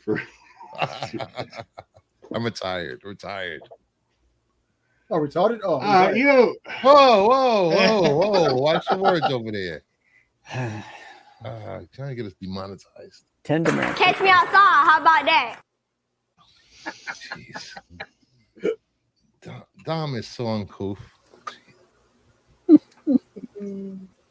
Yeah, I don't know if I need a George R.R. Martin blog post, but I guess I should go ahead and write it. I don't have to read it. Yeah. Good, right? Yeah. Some people will agree with you. Some people, I think the show is evolved past him at this point. Well, I think that's what he's mad about, right? Yeah. People are watching it, and he had nothing to really do with it, except for. Doesn't he have model trains to play with or something? He's. Yeah. Does he have a schooner to go out on or something? Yeah, he's got that little dinghy cap that he wears. I understand. I mean, it's your world it's your world that you created. It's very hard to have somebody do other things to it. Yeah, it's difficult. I understand very clearly. I don't know. He's just a whiny baby. All these posts and everything he does on social media, he could have written the last book 5 times over by now. Is he railing different broads, I guess. It's easier to criticize other people's work than to actually do the work yourself. So. I just think he's run out of ideas at this point. Well, that's the thing too. That's another thing. Everybody has run out of ideas. There is what really new ideas are out there. It's stuff that they have that they make and they add other things. But the ideas are very far few in between. It's just weird that it seems like he didn't have a plan for ending the series. He was just writing book to book to book. He might have been. I disagree with what Don. I disagree that there's no original. There are original ideas out there. I think a lot of times they just take the easy route and want to just redo something that's already done. I'm just trying to think of original ideas, and the Quiet Place. You have to think. Of course you have to think, but I'm saying the more ideas that are out there, obviously things are gonna get more crowded. You're gonna have to come up with something original. It probably gets harder to be original the more stuff you got. But like the Quiet Place, that's an original movie. Mm-hmm. That's not an old movie that was remade. I don't think it is. Maybe it is. The Black Phone. That was an original movie. I don't disagree. Of real events that transpired, but it's still something that was taken and made, not to make any sense. Some of the shit like what was that movie with Ethan Hawke, the horror movie with the kids? They would take the demon would take the kid. No, the demon would take the kid, and the kid would kill the family. Oh yeah, I know what you're talking about. Yeah. Shit. Ethan Hawke? No. Yeah. Sinister? Is it Sinister? Yeah, Sinister. That movie. That movie was original. And there's tons of if you're sick of Hollywood movies, there's tons of foreign films with great ideas. A lot of Hollywood movies takes inspiration from Asian produced movies. I know. I'll tell you what, start watching old movies. I'd say 75% of the movies I watch are prior to 1980. And you can go on Tubi, it's all free. And there's a huge selection of fantastic movies. And you'll find some of the most original stuff on there. Yeah. And Tubi breaks it down for you by era and their. It gives me all my Italian horror stuff. Yeah, I'll tell you. Go watch Cemetery Man, and you tell me if there's anything that's ever made or will ever be made like that movie ever again. All the foreign movies like horror, like zombie flicks. Me and my wife enjoy the foreign horror, the foreign zombie flicks. It's basically the same thing genre we have, but it's done a different way that they make it look cool compared to some of the stuff that's made here. Like, come on, they're gonna fucking remake La Bamba. Come on. Why? You have to watch it. I'm just saying, but it's so Obama? stupid. That's an historical event, though. That's like Yeah, they're making Obama again. They're making a remake. Always Ricky. What about Bob? Come on, Didn't man. he just get arrested? I mean, I don't disagree, Dom. There's a lot of skating. There's a lot of taking the easy route. Blue Diamond Phillips. Richard Collins dead. Blue Diamond Phillips. Blue Diamond Phillips. I don't think he did. Maybe he did. But I saw a mugshot on. I'm glad I didn't read this book. I'm glad I can just enjoy the TV show and not worry about. I'm glad I don't. Why do they have to go off the book? Why can't they just try to make a story? Like, just do the story. Just there is no book. I mean, why go off the book? Just they deviated from the book, a lot of it. But there isn't a book. It's only a short story. It's a cliff note type thing. Yeah. It's not even a book. If you deviate too much, you get Rebel Moon. We all know. Oh God. Hey, speaking of God, I don't want to open this. I talked to a guy who said, and I just don't know if I have the patience or the wanna do it in me. He said that if you watched Rebel Moon director's cuts, it's a lot better. The movie 23 minutes. 23 minutes of slow motion in that movie. I'm just saying, I haven't done it, so I can been time. There's 21 minutes of slow motion. It's the director's cut is way better. It can't be any better because it is. The watch characters. It. How do you know if you don't awful. watch it? Come on. Because the characters had no life in them to begin with through the 2 hours of the other movies. Here's what I heard. I refuse to believe they infuse life. Maybe they show me some tits and curse here and there. Who cares? That's what's missing. You want tits. Come on. No, I want a movie that's not a piece of shit, is what I want. What do you got? Here's what I heard. Movies. I can't get worse than that. According to my sources, if you don't watch Rebel Moon, any of them, you'll be better off. Styx, that is the last time I give you I break up those two to give you a chance to talk, and then you throw some shit out like that. Yes, you're welcome. I mean, they had two movies which were not short run times, and then decided, well, that wasn't good enough. I need a director's cut. Here's these two movies that together are going to run over 7.5 hours. Go fuck yourself. Go fuck yourself. Damn. You're not that good. The movie wasn't that good. You don't deserve 7.5 hours to tell a substandard story. They canceled Zack Snyder's freaking goddamn universe. They canceled it, man. No, they didn't. That was I personally have no problem with Zack Snyder. There's movies that he's done that I've enjoyed. Oh, I like the zombie stuff. I thought it was good. His zombie stuff is good. I like all the zombie stuff. He needs a director's cut for every fucking movie and project that he has. Las Vegas zombie movie. Why are you so angry at Zack Snyder? I'm not. I'm angry at Rebel Moon. I'm not angry at Zack Snyder. A lot of directors do director's cut. It happens all the time. Yes, but a lot of directors don't constantly whine that my movie sucked. It needs a director's cut. You need to see the director's cut to really get the full impact of the 7.5 bad story I told.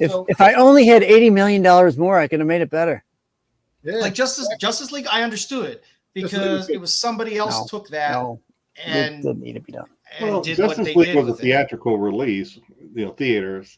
Yeah. Whereas this one, but it was done. But Joss Whedon took it over and did what he did with it. But I understood that. Why if you're going straight to Netflix, $80 million is too much. Why you don't just go with the director's cut to begin with? I don't know. Because the problem was it wasn't like it was friendly version of it.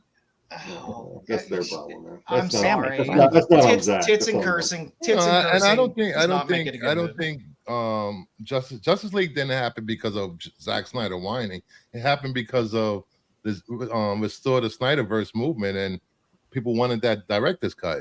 I don't think the studio gave in to them. The studio gave in to them and lost a lot of money on that. They shouldn't have put it in streaming. What else you got? You got anything else? They should have put it in theaters. I agree with that. They shouldn't have done it in the first place. Bringing up Rebel Moon to Joe is like bringing up Star Wars. How do we get from George Martin to Rebel Moon? It's my fault. I take responsibility. It's just very disappointed. Next up, the movie sucks. Sigourney Weaver on the chances of returning as Ellen Ripley in a new Alien movie. I would consider it, but Ripley has earned her rest. After what they did with Romulus, I don't want them to bring her back. I really want Joe to say what they really have to bring back a. I want those low-cut panties. Is what I want. I know it. I know Joe was going to bring up the '70s bush again. Oh, such good stuff. That is so creepy. That scene of her in the low-rise panties. Like I'm 2 sorry. seconds ago. I'm sorry. The scene in her in the low-rise panties is great. Hey. I mean, I don't like where they've kind of moved with the movie What kind of franchise. answer is that, though? Yeah, I think the only way you're going to get Ripley back is if they recast it with a younger actress that's earlier in her timeline. You know, not no one taking over. But they the role. did that. They did that with Prometheus, basically, where you had Ripley-esque characters in Covenant and Prometheus. So it's like, where would you fit? I mean, you had 200 years of Ripley, basically through Alien 1, 2, 3, and Resurrection. Yeah, they keep bringing her back at the clone anyway. So yeah, I love what she did. I love Resurrection, even like Resurrection. But the movies that she was in were great. Leave it be. Just leave it be. But what kind of answer is that, though? Am I the only one that doesn't like? I would consider it, but Ripley has earned her rest. That means they give me money, I'll do it. Yeah. Back up a truck of money. No one has asked. Actor looking for a job. That's all it is. Yeah, I think she'll survive. Her father ran NBC. She just, I don't know if you got it on here, but she just signed on for Star Wars. Yeah, she's going to Star Wars. I didn't put it in here because I didn't want to talk about Star Wars. Yeah, Sigourney's fine. She can do whatever she wants to do. She's gonna be a one-off character. It's going to take more than Sigourney Weaver to save Star Wars, right, Dom? Damn straight about that. If you know about that, I want to hear shit. No, hopefully they put Arnold Schwarzenegger in the next Star Wars project. That'd be great. Schwarzenegger. Yeah, why not? Come on. He can play that droid that Dom's always drooling What droid? What is the name of the droid, Dom? Dirge? Dirge, yeah. Dirge. Yeah, you play Dirge. We don't know what he sounds like, so there you go. You play Dirge. I don't think he had him. She'll play Kathleen Kennedy. That would be fantastic. Have her play Kathleen Kennedy. Dirge, you have to use a lot of prosthetics for that face, though. All right, what do you got next, Bruce? Next up, Yellowstone may potentially return for a season 6 without Kevin Costner. Kelly Riley and Cole Hauser are in talks to sign a deal to star in season 6. Did they ever finish the current season? It's like halfway through that season. The second part's coming back soon, I believe. That's what they've been saying for like 7 months. Did they ever finish season? They finished season 5, right? And we've been it's part 1 or part 2. Part 1 of 2, I believe. They gave you the half of the season. I have no idea. That kind of I'm worried now that I'm behind. Yeah. And it's just kind of like paused and like, well, it's coming. And I was expecting, Christmas break, you take a month or 2 off and then you restart it. But no, it's just like, well, it'll come back eventually. I don't know whether the whole Kevin Costner thing. Did Cole Hauser do anything in between? Oh shit! Oh, that guy there. Is that Cole Hauser? Yeah. Oh, I thought that was the kid that played Zach Morris. I've seen him in some shit movies before. What was the movie that he did with about the kids back in the 70s? He was like the shit. The Adam Project? No, the kids. It's the one that had son of a bitch. Never mind. Carry on. With McConaughey and McConaughey, yeah, McConaughey. And I don't know why I always space on the name of that fucking movie, which drives me insane. Because I'm always thinking Fast Times at Ridgemont High, but it's not. It's got it. Ben Affleck was in it too. Yeah, Ben Affleck. Shit, the chat will help us out here in a minute. But yeah, I never saw anything from this guy between that movie and Dazed and Confused. There you go. Thank you, Cal. Sorry, having some brain farts today. Yeah. Did he do anything in between Dazed and Confused and Yellowstone? I've seen him in a lot of like shit movies that are like kind of straight to streaming type movies every now and then. I'm sure he's done other stuff. He's not a bad actor. No, I'm glad to see him again. I was actually happy, like, oh man, that's the guy from Dazed and Confused. Good for him. Yellowstone is definitely he's pulling a John Travolta. He's reviving himself from from the bubble. He's coming out of the bubble. If you haven't seen John Travolta, Boy in the Bubble, it's fantastic. Boy in the Bubble. Great Yeah. movie. And final story of the night. I thought this would be good for parents of young kids or young teens that they don't want their kids on social media. So Mattel and Nokia will launch a Barbie flip phone that will cost $130. It will only be able to text and call with no internet or social media. It will greet the user with "Hi Barbie" voice message when turned on. These will be collector's items. I have a feeling that people will take these and hold them. Yeah, so it's a flip phone. Yeah, it's a flip phone. I mean, people might want it because it's Barbie. And of course, Barbie is popular. Yeah. If all it does is text and call.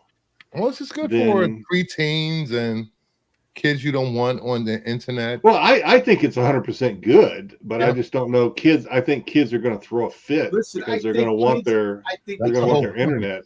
They're going to want their IG. Have this to call their parents if any danger happens. Fuck social media. Get away from that shit. It's corrupting the kids. Yeah. It corrupted me. I don't fucking. I don't know how else. I'm getting both. Kidding, but I don't know how else these kids are gonna watch their Fet Friday. Fuck, I should buy this myself. I have it for me to get off the fucking social media. I could see you with a Barbie flip phone. A phone for kids that only adults will own. I'll actually color it. I'll color it freaking goddamn Boba Fett green. I still think it's bullshit that you're going to charge you $130 for that piece of shit. They're digging out old form factor phones from Joe. You don't understand. 15 years ago. It's a genius move to get these kids off social media. But aren't teachers allowed to? Goddamn bucks. I saw something in the news. I think it was this week about a state. I don't know what state it was. That was saying, what? Trying to ban phones in schools. Trying to ban phones in schools, and parents are like, no, I got to be able to get a hold of my child. Blah blah blah, which is fine. I completely understand the reason behind that. But aren't teachers allowed to just like say, put your fucking phone? Yep.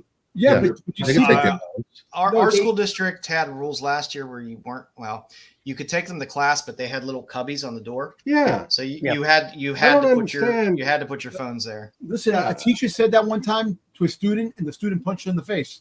Yeah. So students are fucking assholes. So at the end of the day, what they should do is they should have a safe box. You take your phones, you get in class, you put them in the box for the time being, and then when the class it's called a locker. Yeah. Well, they have but the high schools next to where in the Bronx where I lived, they got like a truck charges like $2 a day. Yeah, they hold the phone. Yeah, they hold the phone for you, and you go into class. But the fact is that nobody wants to get rid of their phone because they need their phone. You know, addictive. I understand in today's age, unfortunate like school shootings and things like that. Yeah, parents want to be able to reach out and contact their kids. I completely understand that, but teachers ought to be able to tell a student exactly. Put the fucking phone away. I never phone. I had a beeper back in the day growing up. No phones, no problem. Payphone. Get in the phone. You see? Oh God, I remember the day of pagers. Yeah, the beepers. Yeah, you used to say boobies. You used to put the numbers in there. You turn it over. It says boobies. Yeah. I agree. Actually, speaking about mass shootings, did you see? They had a scare in a freaking Disney in California yesterday. That somebody said there was a mass shooter going around, and they heard like a balloon pop, and people were rampaging through the stores. It was like a whole mob scene. People were running all over the place. There was like no law and order. I think at Disney, man. You could not pay me to go to a goddamn theme park or amusement park nowadays. Stay far away from that shit. Crazy. It's crazy. It's just too many people, too much chaos. Crazy shit. So that is it for the news this week. I think it's clever though, putting branding it Barbie, so kids will want it. I think that's very clever. It is. Yeah. They should make different ones too. And it's only $130. Put Barbie on it. I'll buy a $130 one if they throw out a G.I. Joe one. Exactly. I'll take the G.I. Joe. It'd have to be something manga based, you know, like you know what? You can't have masculinity anymore, Joe. What are you talking about? That's right. They took away the masculinity. You can put Scarlet on it or Baroness. It's okay. I'll take it. Put a good Scarlet on there. I'll be happy. Yeah, good Baroness cover on phone would be nice. Hey, King's Portable said, I love going to cons. I love going to concerts. I love, but you have to always have that in the back of your head, man, thinking about shit. Crazy stuff. So I figured I'd give you. I'll fight anyone. I'll fight anyone at a con. Let's go. I have no desire. I'm jumping on somebody. I don't want to talk to people at a con. Oh, I forgot about your game. Oh, man, I completely forgot about this. All right. Anybody that tuned out, man, you guys are gonna wish you had stayed. Yeah. So don't do the crime when you're that damn fine. So thanks to Mugshotties for giving me some content this week. So what we are going to do is we got 4 Mugshotties and associated crimes. So we are going to start with lady number 1. I will walk through the crimes, and you in the chat and the panel can try to figure out what number 1 was charged with. Shit, was these girls it are A? like freaking teachers that went with the students. Was it A, 3 separate DUI charges, all over 0.15 BAC? Was it aggravated assault with a deadly weapon, tampering with a victim and battery, bit her boyfriend 3 separate times, and threatened him with knives after turning the lights off? Yeah, that's it. I can already tell that's number 1. Was it C, disorderly intoxication and offering a bribe to a public servant, told the officer she would have intercourse with him for her jewel back after being caught urinating in public? Or number 4, DUI on a jet ski? Okay. I got I A with number 2. Number 2. Number 2, I think she was the no. Oh shit! I think 4 was B. I think 4 is B. So we're trying to pick number 1, though, right? We're picking. Yeah, we're going to start with number 1 and work our way through our list. I thought 1 was B too until I took a look at number 4, and I think number 4 actually fits B better. I think 1 fits B. I thought so too. So until I saw 4. I'm going to write these down that way. See, disorderly. Yeah. All right.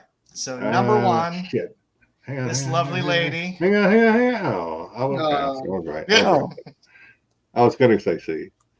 She was charged with disorderly intoxication after offering a bribe to a public servant, offering sex because she wanted her jewel back after being caught urinating in public. You know what? I would have. You must really want that vape pretty bad if you're offering sex for a vape. That's a pretty poor trade-off. And for extra credit, did Dom like her Instagram post?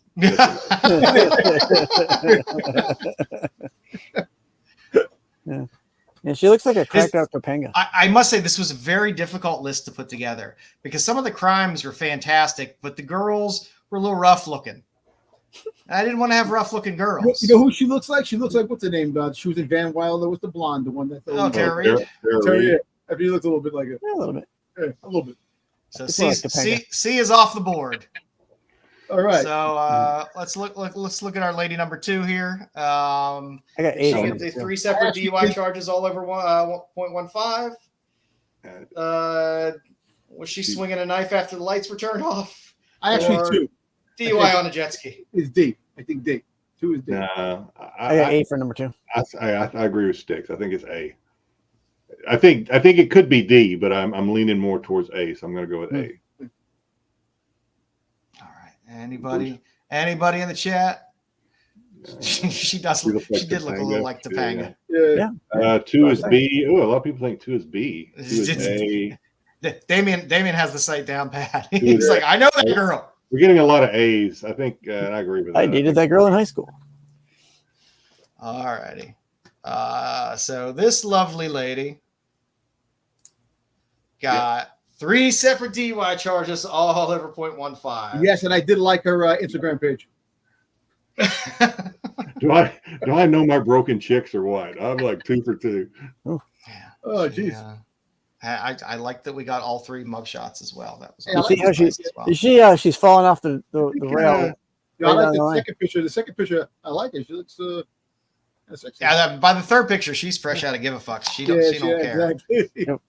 Look, she's smiling. Her frown went down. Now she's like, fuck it. Yeah, that second picture, she's trying to get out of it. She's giving whoever's taking the picture, she's trying to work him or her. She is. Yeah, by that third picture, she knows them all by name. Yeah, she's like. She hit the old trifecta there. Too bad her name is Larry. Well, that third picture, she's like that character in the Andy Griffith Show. She just walks in and walks yeah, the drunk. Yeah, I there. All right. All right, we're down to our last two. So three is D. 3 is D. All right, I'm good. DUI on the jet ski, or And 4 is definitely 4 is B. I'm gonna do 3B. I'll do 3 as B. No, 4 is definitely B. 4 is crazy. She's crazy. Yeah, she got that crazy look. She's like, "I'll make you a bucket of muffins, but I'm gonna stab you to death." 3 just wanted to have a good time and she overdid it, but 4 is fucking nuts. That girl is no, she's dangerous. Yeah, 4 looks more like the jet ski. You think? No. The jet ski. 3 is B. Yeah. Mama Bear says 3 is D. She looks more of an Instagram model. That's what I'm going for. 4 B. We're kind of split. Kind of split on this one. Yeah. 3 is D. So I got 3 as B. 3 is Alrighty. D. Yeah. You ready, everybody? Yep. All right, let's go. Number 3. DUI on the jet ski. Ooh. Oh no, I had it right. Damn, I think I said it wrong, but I had it right. You had it right. You said it right. I know. I also am a big fan of doing this where I can get supplemental photos of either arrests or prior to arrest. Yeah. This is the actual footage of her getting the DUI on the jet ski. Yeah. She's having a good time. She's a good girl. Come on, man. She overdid it. Look, she won't. She learned her lesson. She won't be back. She's drinking and driving in the ocean. Was she gonna hit a fish? Come on. Yeah, she won't be back. And of course, our final spring break got a little out of hand. Jedi called it with crazy eyes. She's crazy. That's like process of elimination. Yeah, okay. Definitely. She's really got knife murderer written all over. Why the guy has a nose? Look at her nose. Is like they got the picture of the side of just her nose, a schnoz. What was that movie where that chick boiled the bunny? That's her. That's yeah, just about Raina Bobbitt. Remember Raina Bobbitt? I thought you were going to talk about Farrah Fawcett and the burning bed. Oh yeah, the burning bed. That was a good movie. So yeah, this was fun. I really wanted to add the one girl. King got none of them. King, you need to stay away. You need to be That's careful. Probably a good thing. King. It's probably a good thing, Cal. You don't have an eye for the crazy. It's probably okay. I did want to add the one woman who was charged with battery. Poor crazy. And they noted in the parenthetical there that it was for squeezing his testicles till they bled. But she was a little rough looking. She looked like a nut squeezer. So I don't know if you all like this. They're fun for a while, King. They're fun for a while. A lot of highs, a lot of lows. A lot of highs, a lot of lows. Got to know when to abandon ship. That's the key. You got to be willing to get stabbed once or twice. You also got to be willing to move out of town. If you're okay with some flesh wounds, getting stitches every now and then. That was a fun game, Joe. Yeah, I think I might add this into the mix every now and then when there's a good batch in there. But I don't know. It was fun. I like hot girl mug shots. They're fun. You gotta do sexy teachers. Oh, geez, well, if they're mug shots of them, we know why they're in there. So. Yeah. You could do another game called Prison Pen Pals, where we read some letters. That's a damn fine idea. Yeah. But then I'll probably have to sign up for one of those prison websites just to get access to all the stuff. SNS. Don't do that. Don't take it SNS. That's our idea. Yeah. Prison Pen Pals. Styx. Yeah, it's like I said, it's. Don't look at me. Wait. I actually think I liked her post on Instagram. It's hard to curate. It's hard to curate these because again, you want a certain level of attractiveness, but also an interesting crime. I don't want. Oh, she shoplifted something for $35. That's not fun. Right. So it's fun to find a balance. You found the balance. Yeah. I'll work it out a little better next time. I'll throw a few extra crimes in so that we'll have to keep guessing a little more. She stabbed a guy in the eye with a toothpick. It took $35. After like that's using your noodle. That's smart. A little MacGyver there. So if you haven't subbed to the channel, I don't know what the hell you're doing. But we'd appreciate it. Also, Bruce, what you got going on this week? Say if you watched SNS last week, you're probably a member of the channel. Yeah. Yeah. What am I doing this week? 70 memberships. I'm gonna make an appearance on SNS tomorrow. Yes, as am I. For a lot of us will be popping in. Special appearance. Then Sunday, we will be reviewing some comics, probably X-Men 3 and a few others, and I will give you the best of FOC for the week and best covers. So maybe I'll do some EC sales. The whole Oh, there you go. Yeah, there's been some good ones. It's There were a high couple into, on the notables, but there were a tonight's lot show. more that were up there this week. Yeah. That'll be A lot of cool. good stuff. And then be back Monday for Monday Madness is back. The every other week show. Yeah, pretty much. Not like you show up, Styx. Yeah, I'm I'm gonna. tired I got some now. I got school back. because of the time. I do have some stuff I got to do tomorrow, but hopefully I get home in time. I'll hop on SNS. It's going to be an all-star panel. I'm guessing the show's going to probably run a little longer than normal with everybody popping in, so it should be good. Like I said, tomorrow, please everyone hop over for SNS for their 100th episode. Have fun. It's a fun chat. It's a fun show. Make sure you look out for an appearance from Marco and count how many buttons he actually has buttoned. That tells you the level of intoxication. And how many times you can't speak when he starts speaking. No, see, that's what thank you, Dom. 'Cause that's what if Marco's on there and he tries to scuttle down Dom's free speech, his Second Amendment or First Amendment. Sorry, got my amendments wrong. That's it. First Amendment. Then I want to see how Kyle and Matt and how they handle that. Yeah. They sit there. I mean, SNS. Remember, SNS is where Dom can go and be heard. Yeah, Dom was there and still wasn't heard. Yeah. He wasn't talking. He was I just am sitting talking. there. Dude, I am talking. Watch the show. I talked a lot in the damn episode, man. Remember the original Saturday show was Kyle and Marco, so it was Yep. It's a slot that he was in for a while, that Marco was in for a while. So He was in Kyle's slot. One of these days we'll have a Damn. one of these days if we stop changing our show name, we'll have 100 episodes. I know, right? We just got to find it. Yeah. But yeah, 100 episodes. Everybody tune in. It's It'll be big. fun. Yeah, Promise a good time. I'm guessing it's going to be absolute chaos with so many people hopping in, which is what makes it fun. So it will be. I think you're going to have because what I'm hoping they do is every segment that they because they'll alternate segments, right? Because it's a lot of work for people that don't know putting the show together. So they'll alternate, but I'm hoping they do like a Who Said That, and I don't know, and Dom Tober likes. They were talking about that they're going to do some stuff they did before, like talk about some past episodes or something like that. I think Matt was talking about that. I'm not sure, but they have new segments, games, nonstop action. It'll be fun.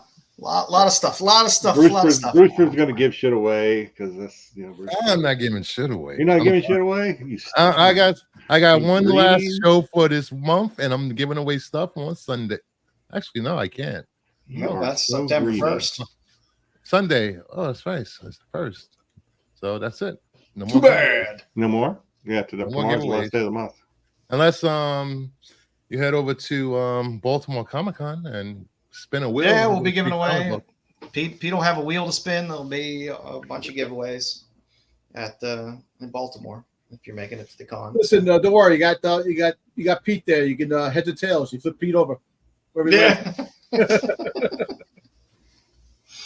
like a cat. He always lands on his feet. Sunday. What you guys doing on Sunday for Star Wars? What's going on with Star Wars? Is anything going on with Star Wars? I ain't doing Star Wars until it gets good again. Star Wars sucks. You know what? Then you'll never be on. Wave Seeker be trolling me as usual. They'll talk about the Sigourney Weaver and Mando.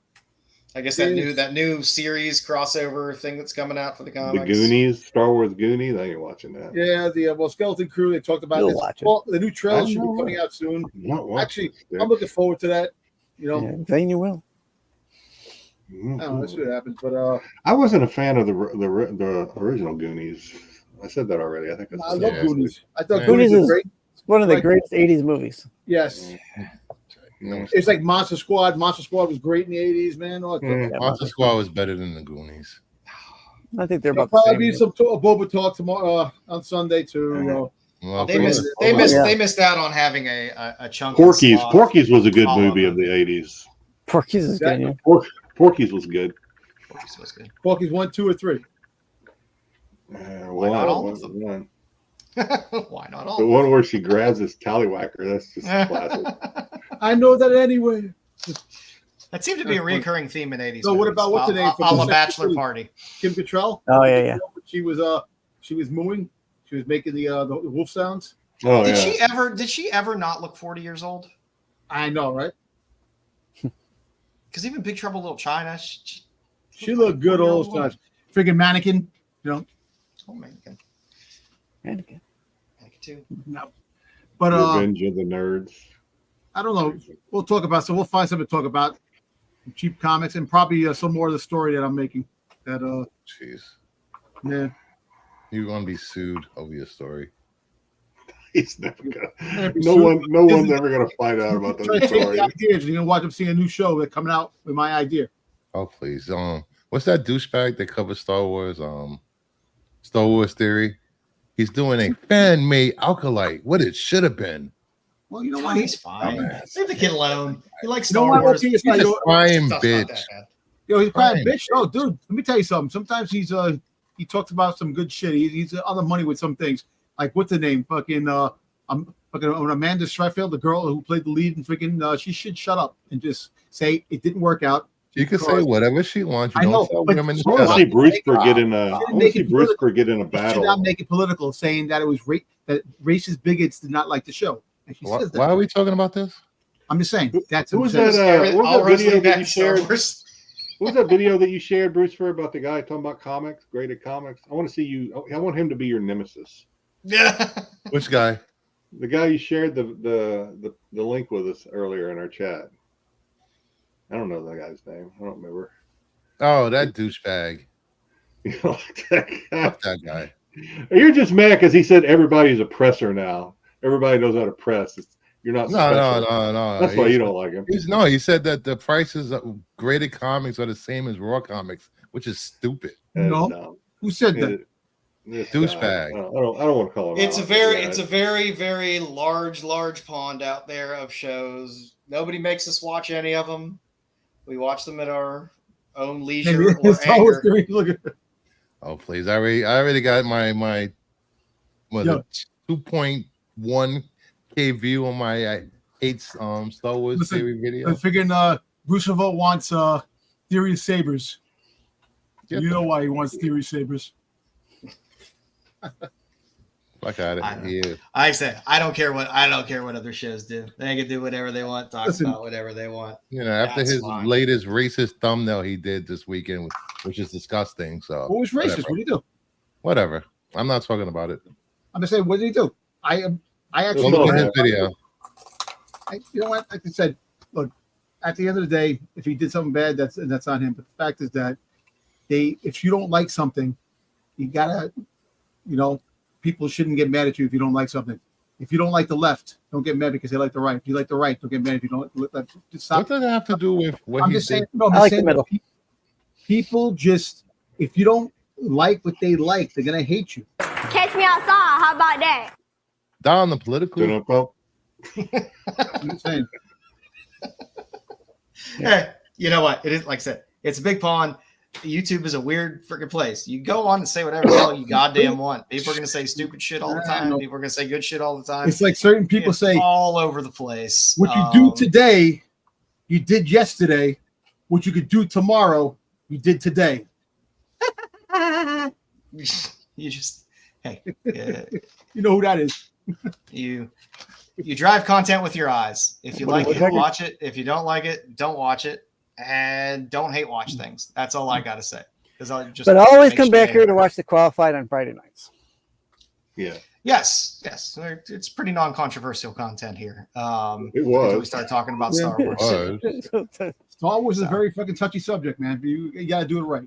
If you don't do it right, if you don't do it right, and if you, God forbid, you say something is not right, then you're wrong. On that note, Star Wars. The qualified.